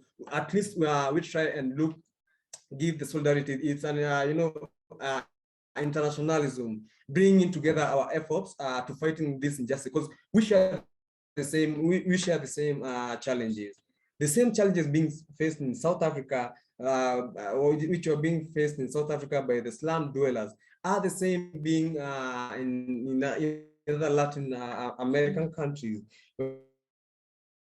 When you look at the Kurdish people and the challenges they are fighting, the people in by Israel, the same thing, the people in Central and Western China, with the rural reconstruction program, those challenges are the same we've been all facing. And that's why we came with the social justice movement to bring all these efforts together. But then we found that the state that was there during the colonial times, during the Mzee Jomo Kenyatta time, during the Moyes regime, the same tactics are being used today to harass the people from this movement, also the human rights defenders and like-minded people, and trying to suppress all these voices for this time, so that these people may not be liberated. You find that somehow the poverty in these ghettos is systematic, so that's to control the people. Today we are headed to election in 2022. And we find for the political class to control the people in this slum, because this is where most of these campaigns happen. We don't see this campaign, the campaign caravans happening in the affluent areas in Nairobi. All these campaigns, they are centered in Kibera, which is the largest slum in Kenya, Mathare, Kayole. These are the areas in Kariobangi, Mukuru. You can see the demolitions that have been happening. So for them to try and control us, they must suppress us. They must put us in poverty. They must make us beg for water, beg for education, beg for food. You find that it has now come to, after these demolitions, the rising cost of living, it has now come to a part in life where that our Utu, the Utu, or our humanity, we've been denied, have been told our humanity, so that a politician now can come to a place and they don't campaign, they no longer campaign with ideas, they now campaign with a packet of wheat flour, they now campaign with foodstuffs. Now our humanity has been reduced by these inhumane conditions. And that's why as the social justice movement, we are trying to organize our people, the electorate, the communities, and everyone to come on board and try and reject this kind of system that we've been subjected to by the political class. We want people, our politicians, to campaign using ideas that are long-term ideas of liberating the people. We don't want to see maybe a politician campaigning using a fruit, like I'll give you this fruit in the exchange of a vote. I think that's robbing us the humanity that is left in us. So the social justice movement have been trying to organize this by educating our citizens, by organizing our communities through the injustices that we share, and also trying to help our communities liberate themselves. Because as a movement, we don't say we don't liberate our communities. It's through educating them, through organizing them, that they liberate themselves and change themselves from all this colonial exploitation. So as we end up my part, as a social justice movement, we are old up now. We understand the struggle that we are in is a protracted struggle. It's not, we don't aim to get the result instantly, but through organizing and educating and synergizing our efforts with like-minded people, using political education and forming of political cells in other places, that we bring all these efforts to the youth, to the marginalized, to the women who have been marginalizing this, to the people living with disabilities, sexual minorities, all this group, bringing them on board under one goal, to liberate our communities and live dignified life. And I think this is where Utu comes at the center of all this, because we want to bring back our Utu. We want to bring back our humanity. We want to be able to speak as humans and not to beg even our humanity, but to take back our humanity, because it's something inherent in us that you're supposed to have when you're born. Thank you. So back to Maryanne. Okay, then we will move on to some of the questions. But first of all, thank you so much for the Three Musketeers for giving us such an interesting overview of the nature of the struggles that have been taking place in the settlements. But in particular, I really appreciate the way that you have connected the ideas that Professor Mũgo began with the experiences on the ground in the settlements. So we have a few questions coming up from the Chinese audiences. And I think this first one is for Mῖcere. Is the philosophy of Ubuntu being regenerated in practice in some of the communities in Africa today? And I think we've seen one good example of that just now, but perhaps you'd like to comment on that, Mῖcere. Thank you very much, Comrade. And thank you, our interpreters, the listeners. But let me thank especially the three that our comrade has called musketeers. That trinity was powerful. And for me, really very sentimental in that, you know, when the older generation keeps talking about passing on the torch, I always say these young people have already snatched the torch and are on the race way ahead of us. I'm really, really proud of you, comrades Gacheke, Gathanga, and Maryanne, Kasina. Thank you very much for continuing the struggle. And thank you especially for locating it among the masses, especially in the poor areas of our big cities. The work you are doing is just amazing, and you inspire me and others. But to answer the question as to whether Ubuntu and their spirit is to be found more in the rural areas and than the major cities, you know, I would argue yes. And it's a dangerous thing to say because you can't generalize.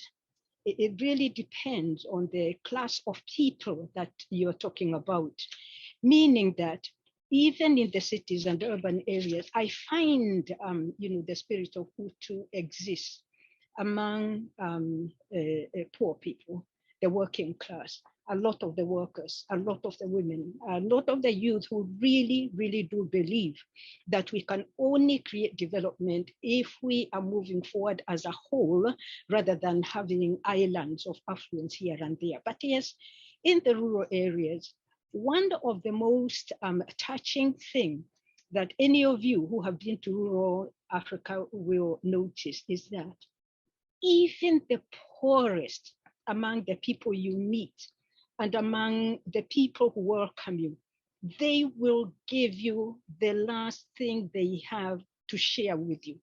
They will welcome you. They will embrace you. This spirit continues a great deal.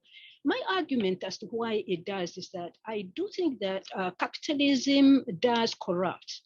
And, you know, as whether we know it or like it or not, as we live with the violence of, of capitalism, the impoverishment of people's lives and the harsh lives in the big cities and so forth, there's a tendency to focus on self and even to worry, why me, and even to think that you want to admire those who are moving around and swimming in wealth as if this is happiness. So there is the general corruption of ideas and corruption of the soul and the spirit and so forth. And I don't mean to preach here to be, religious, but I'm saying that the soulfulness of humanity is critical. So yes, I see it more and experience it more in the countryside, but I also experience it in the urban areas, especially among those who are conscientized and who believe in a collective vision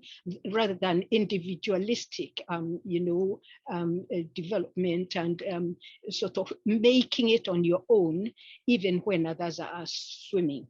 And it is my hope that if we can speak more about it and try to replenish, it is there in every one of us as a human being. The only difference is whether we suppress it or whether we work on it in order to grow and keep growing till our humanity embraces true humanity meaning the humanity of all people, irrespective of class, gender, disability, questions of sexuality, and so forth. Thank you. Thank you. And I think it's a good reminder that indeed Ubuntu is fundamentally about love, and it's love of humanity. And I think that's a very critical aspect, which has come across in both presentations. There's a very interesting question here about feminism. What would be the main features of African feminism as distinguished from European feminism? And I wonder if I could throw this to Maryanne and get her perspectives on that. Maryanne. Oh yeah. So qualities of African feminism. I would say that feminism is an ideology that fights against patriarchy and capitalism. But what we tend to see with the European feminism, which is bourgeois feminism, alienates our struggle, which is a class issue, but brings it as like it's a fight against, like it brings us in, it's fight between men and women. But our fight is not about men and women. Our fight is feminism that brings an equal society, no matter of gender identity. But that is not what bourgeois feminism addresses. It focuses more on us alienating ourselves from what is our real issue as African people or as Black people. Our issue is male dominance. Our issue is alienation from means of production.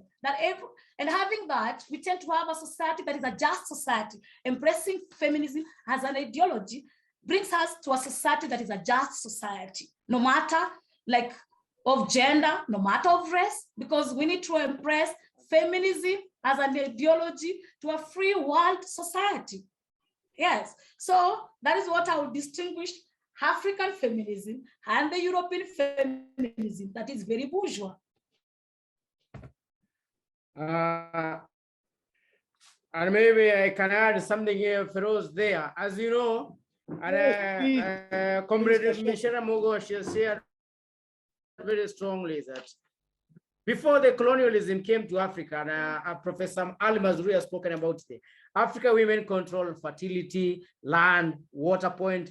There was no demarcation of land. So as Mama Mῖcere Mũgo, she has spoken about,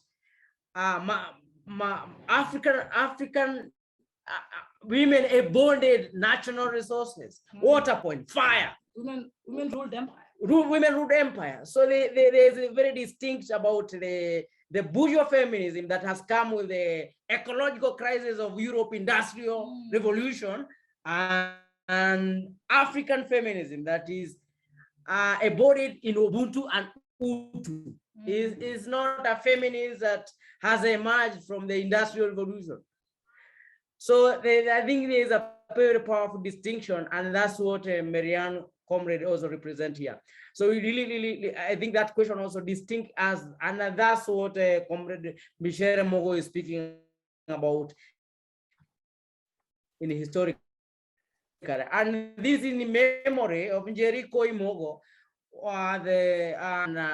and so great may her memory and spirit continue inspiring new generation of African feminists, and her struggle will live for us forever. With that quote that was read to us by Mῖcere Mũgo on her email, I think that's what we needed to write in our words, that can remind us every day that even if we have gone a lot of humiliation, a lot of torture, we have very many scars, as Mῖcere Mũgo carry those scars from the dictatorship of Moi Kenyatta. Even if we have gone all those, as in South African struggle, that we come out still, we still have our humanity. We can heal even those who have oppressed us. We can transform them to be human. I think that's what we're speaking about, our African feminism and Ubuntu and collective wellness and our humanity. There's a second question that is talking about, are there any successful stories of struggle for land and then managing land collectively way? We can talk about the late Mwalimu Julius Nyerere, Ujamaa in Tanzania, in East Africa. He really struggled with that land question very powerfully. And he disallowed the market solution of land titling, and he really fought against land grabbing by multinational companies, and he fought against that. So he tried that question. We can say Tanzania even today is where Mwalimu Nyerere said that this land we inherited from our ancestors, and we hold it on behalf of the future generation. And he really struggled against that, and he disallowed the exploitation of land by imperialist forces. Not like what happened in Kenya, where we had the president who is the first president who was he was the greatest landowner even today. His son, he had a bourgeois appetite, as Maryanne is calling, about land, and even today he controls land. That's why we live in the 7% of the poor people live in very small land, and 70% of land in Nairobi is owned by only 30%. And Jomo Kenyatta, his son and successor president, which is Mwai Kibaki, they control this 7% of land in Nairobi, and bourgeois class, and they are not doing anything in that land. They are not cultivating good food. What they are doing is speculation and selling this land to multinational company to put in products from sold from Europe, and now crisis between us and China. So what we are saying is that the only person who tried, the president who tried in what that I know is Mwalimu Julius Nyerere and Tanzania, and Thomas Sankara. Thomas Sankara also played a major role in a fight against Amilcar Cabral and the control of that land to the tiller, that it's a common resource, that it is owned and was organized in a completely different way from the usual private ownership of land, of title. That humanity has title to the land. Let me move on here, because I'd like to put one of the things that Professor Mũgo started with was the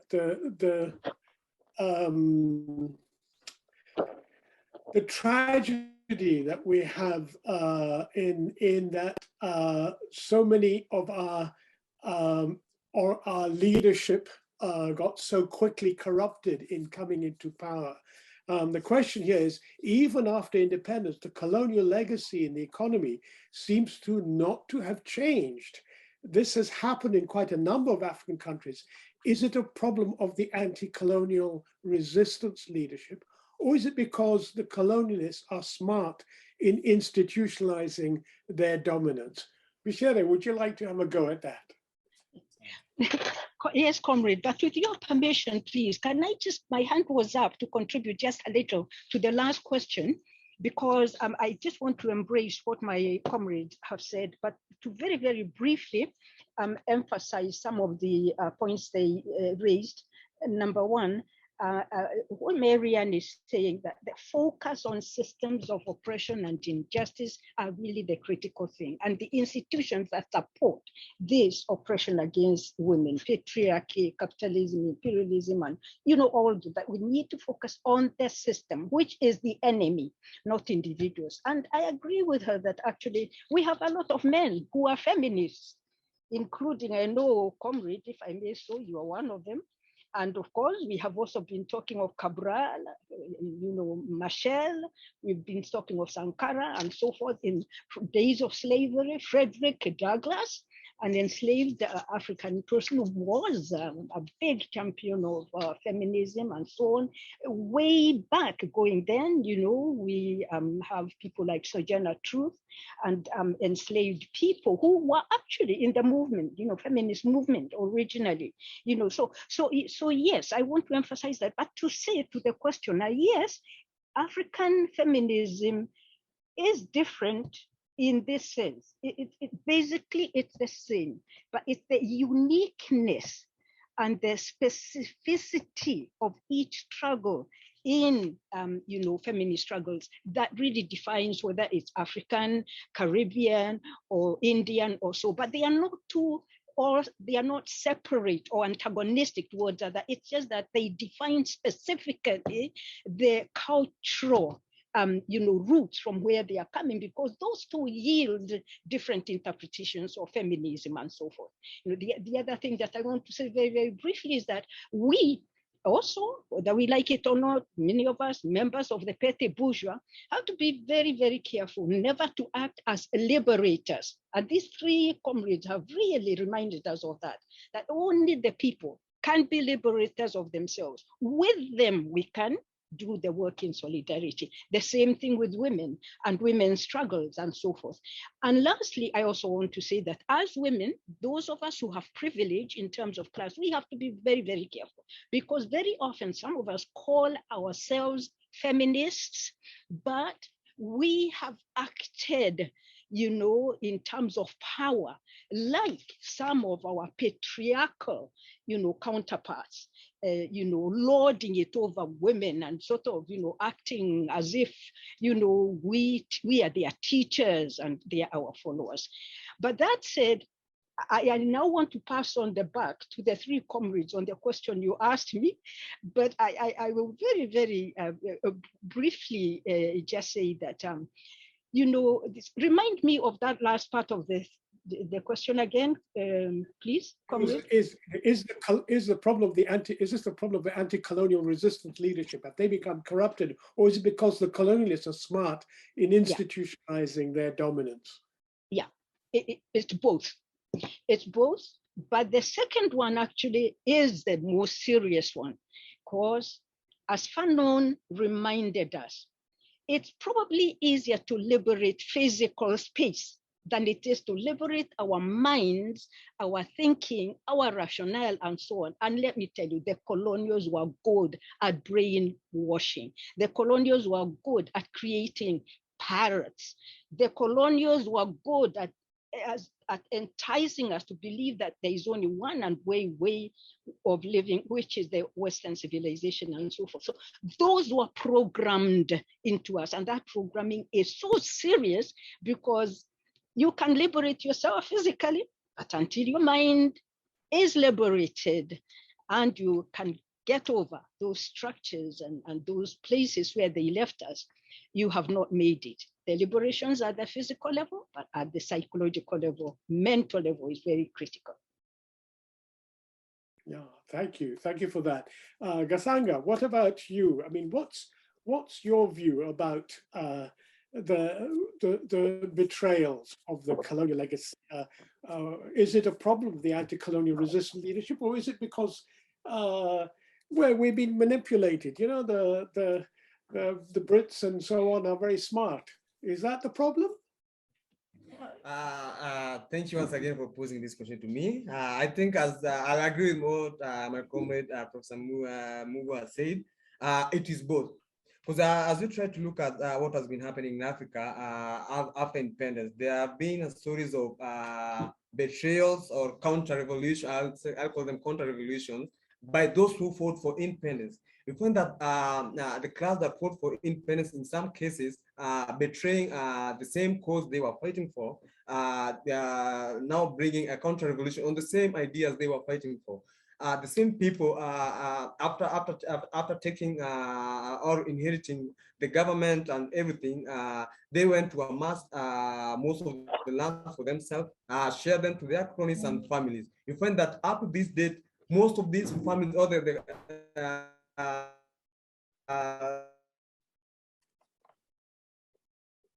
we call them the product class or the home guards in our country. They are the same people who own. They are the same people who own.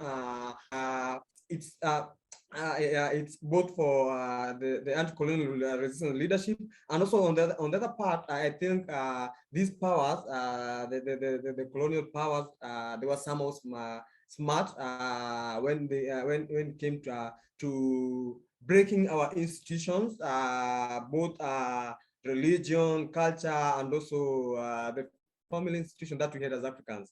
You find that like an example of the South African struggle, the Freedom Charter.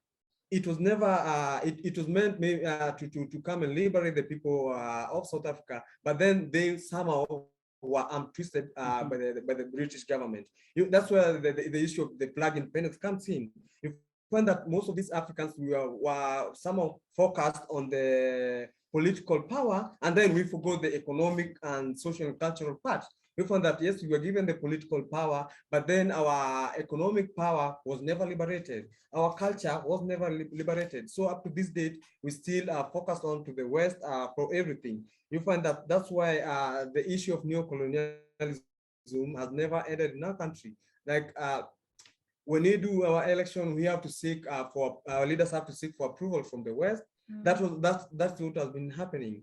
Most of our economic system have been tied to the World Bank and the IMF, and these are the people who control our economy. We say that we are free, but in essence, we are not free. These people still control our economy. They still control our politics. They still control what we eat, what we drink, what we wear, and everything. So it's a thing.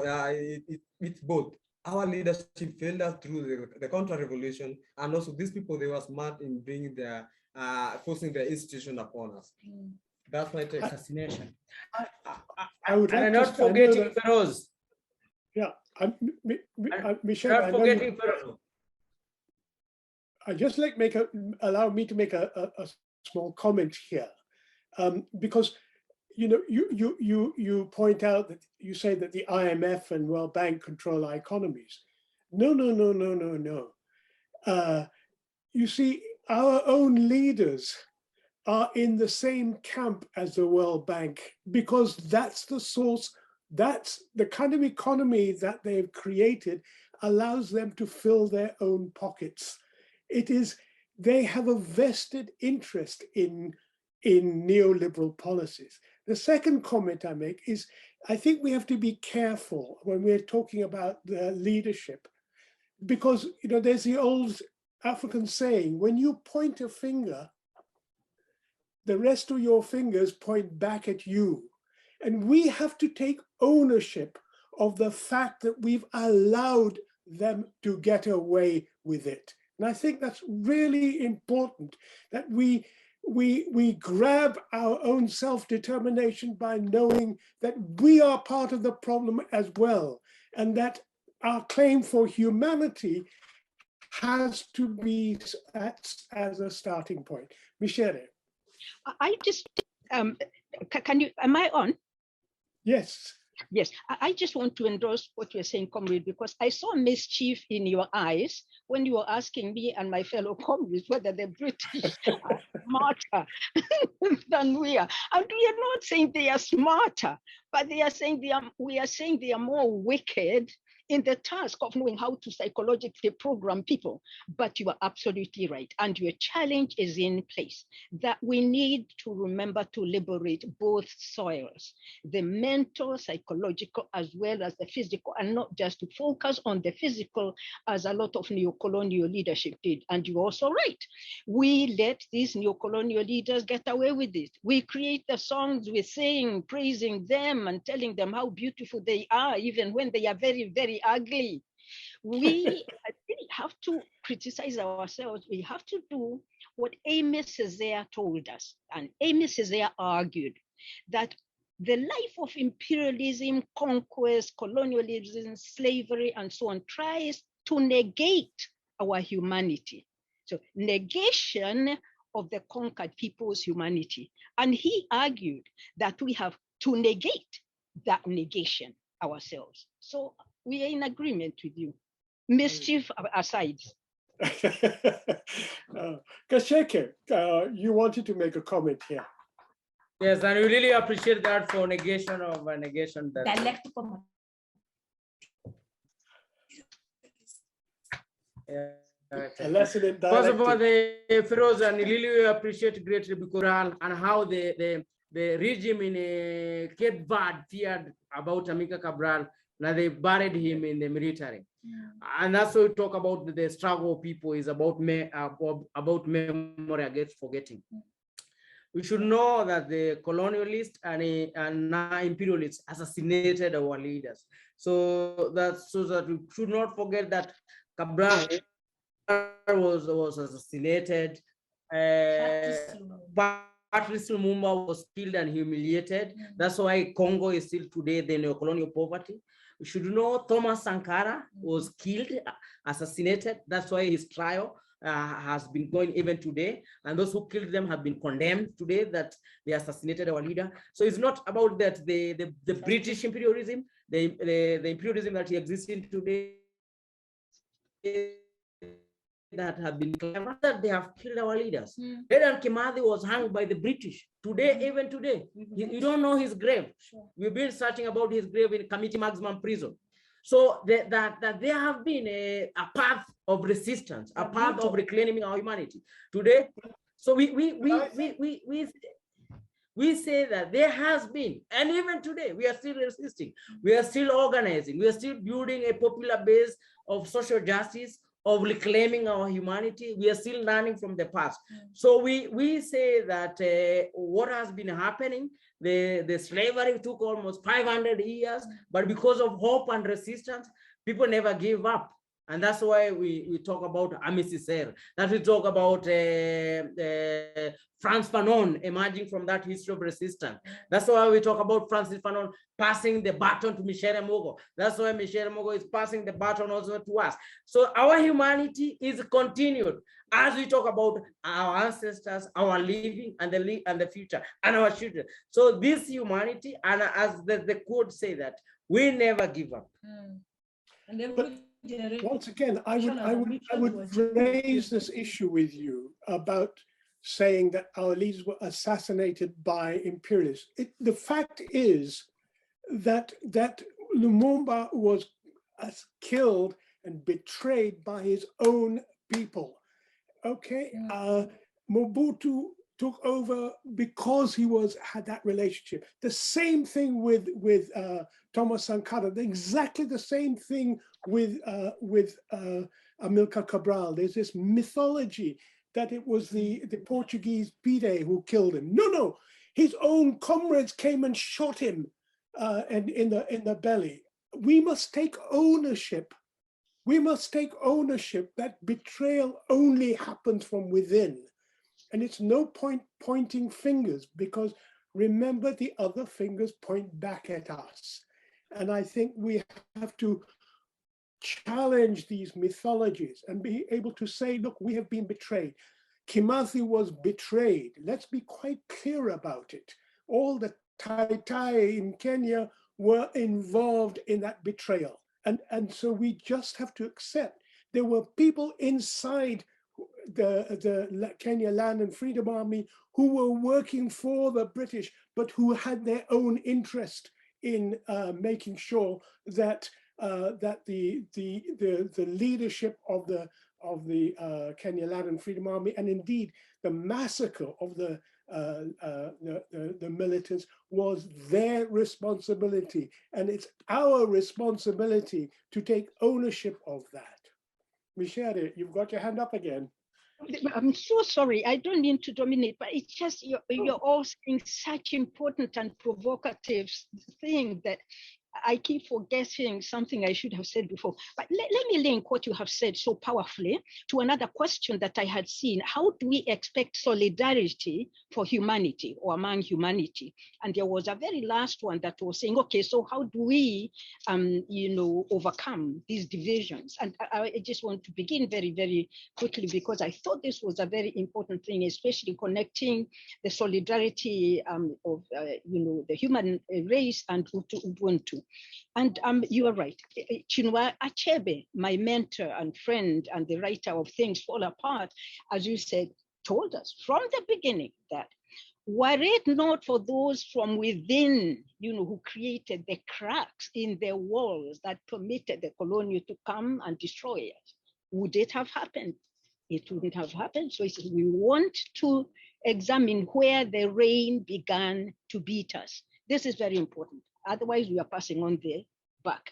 Then the Caesar thing that, yes, it happened, but how do we negate the negation, whether through those who internally helped, with our destruction or not? But how do we do it as humanity, and how do we do it so that we introduce or we fight for Ubuntu to replace all these things? And first of all, is defying divisions that you have, and these divisions will always be there because it is part of the dialectical nature of human relationships. Those who are interested will betray, those who are for themselves will betray, whereas those who are fighting for collective welfare will be doing the opposite. We need to be aware of that. Defy isolation is my next thing. Don't let us treat struggles as different. Let us look for ways of interlinking them so that what these three beautiful comrades are doing in urban Nairobi, we are also doing it in China, we are doing it in Mexico, we are doing it in Canada, and so forth. Fourthly, the words of Angela Davis in this regard. And she said, look at a wall. The wall divides. It keeps us separate from one another. Now, she urged that we break down that wall and lay it horizontal. And once we make it horizontal, it becomes a bridge and no longer a divisive wall. So let's look at all these walls of class, of gender, of what, of privilege, of whatever. And so, and look for creation of bridges of understanding so that we can share and transcend a division. And so lastly, I just do want to say that once we create those bridges, we have to remember what these comrades have been reminding us, that unless the oppressed themselves are part of that liberation struggle, the women doing the primary role of self-liberation, and we are all acting in solidarity, it won't be done. So global humanity can come together by recognizing the humanity in all of us, and realizing that if one is oppressed, then all of us are oppressed. Thank you. Great. Well, solidarity is what love looks like on the street. And if love is about Utu Ubuntu, then it's about what Utu Ubuntu looks like on the streets. It's now 21 minutes past 11. Here and in Beijing. We have more than 1,800 viewers on Bilibili who are involved in this. I think it's getting quite late, and we need just, if I can give 1 minute for last word, let us start with Maryanne. 1 minute to final comment.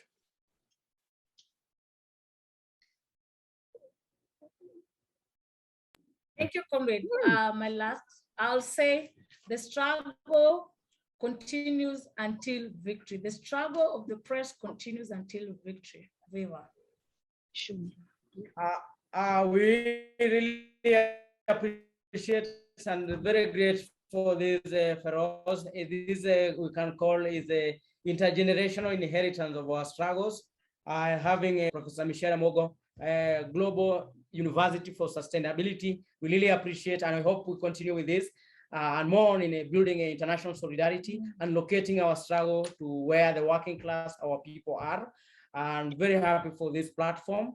It amplifies our struggles. And as you know, this is always the way the humanity has liberated itself, by international solidarity, by sharing of ideas, and above all, what Comrade Mῖcere Mũgo talked about. This dialogue is part of love, and love is a humanity. Gathanga, 1 minute. I'd like to say I'm happy with this conversation on bringing the South-South dialogue. I like to appreciate the Global University of Sustainability, Lingnan University, Daraja Press for bringing me on the same platform with one of our heroes, Professor Gῖthae Mũgo. I'm very happy to being part of this, and I really appreciate the platform. And until victory, we must organize, educate, and liberate our people. And to Professor Gῖthae Mũgo, I think I'd be happy someday to see you back home. I know the challenges we went through, but I'd love one day to interact with you and maybe share some more. Yeah, thank you. Mῖcere, 1 minute. Thank you so much, comrade, and please pass on my love to everybody. As we like to say, greet everybody everywhere in the streets of Nairobi and wherever you go. If you can get hold of their hand, please. But really, I love our country, and I love you, young comrades, for the work that you're doing. My last word is, let us create those bridges, and let us come to the point of departure, all going out in our struggles as one. And that point of departure is our common humanity. And I want also to really, really thank the organizers of this forum, and to say it's been wonderful. Thank you for sharing these ideas. Thanks for the privilege. And finally, let us use technology in order to communicate and divide those walls. It may be a capitalistic, money-making kind of thing, but let us do the negating of the negation and use it to our privilege. We will do it. We can do it. Venceremos. A luta continua. A luta continua. A luta continua. A luta continua. But be careful, because you know how our Kenya elite translate a luta continua? No. They Continue translate looting. as, the looting continues. So my many thanks to the participants, for the panelists, for really fascinating discussion, to Jade, to Kinchi, to all the people involved, and especially a big round of applause to the translators who have worked very, very hard. So thank you for this, and we will be coming back again in 2 weeks' time, and look forward to having you also participate in the discussions that follow.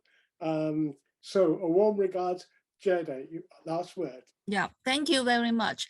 And Global University for Sustainability also facilitate the experience between the Africa, Latin America, and Asia. And this coming Thursday in the evening, I'm in Beijing from 8 p.m. to 11 p.m., 3 hours. We will present the Asian communities, particularly the struggle for the rural regeneration, the community building. So we welcome you join us again. Thank you very much.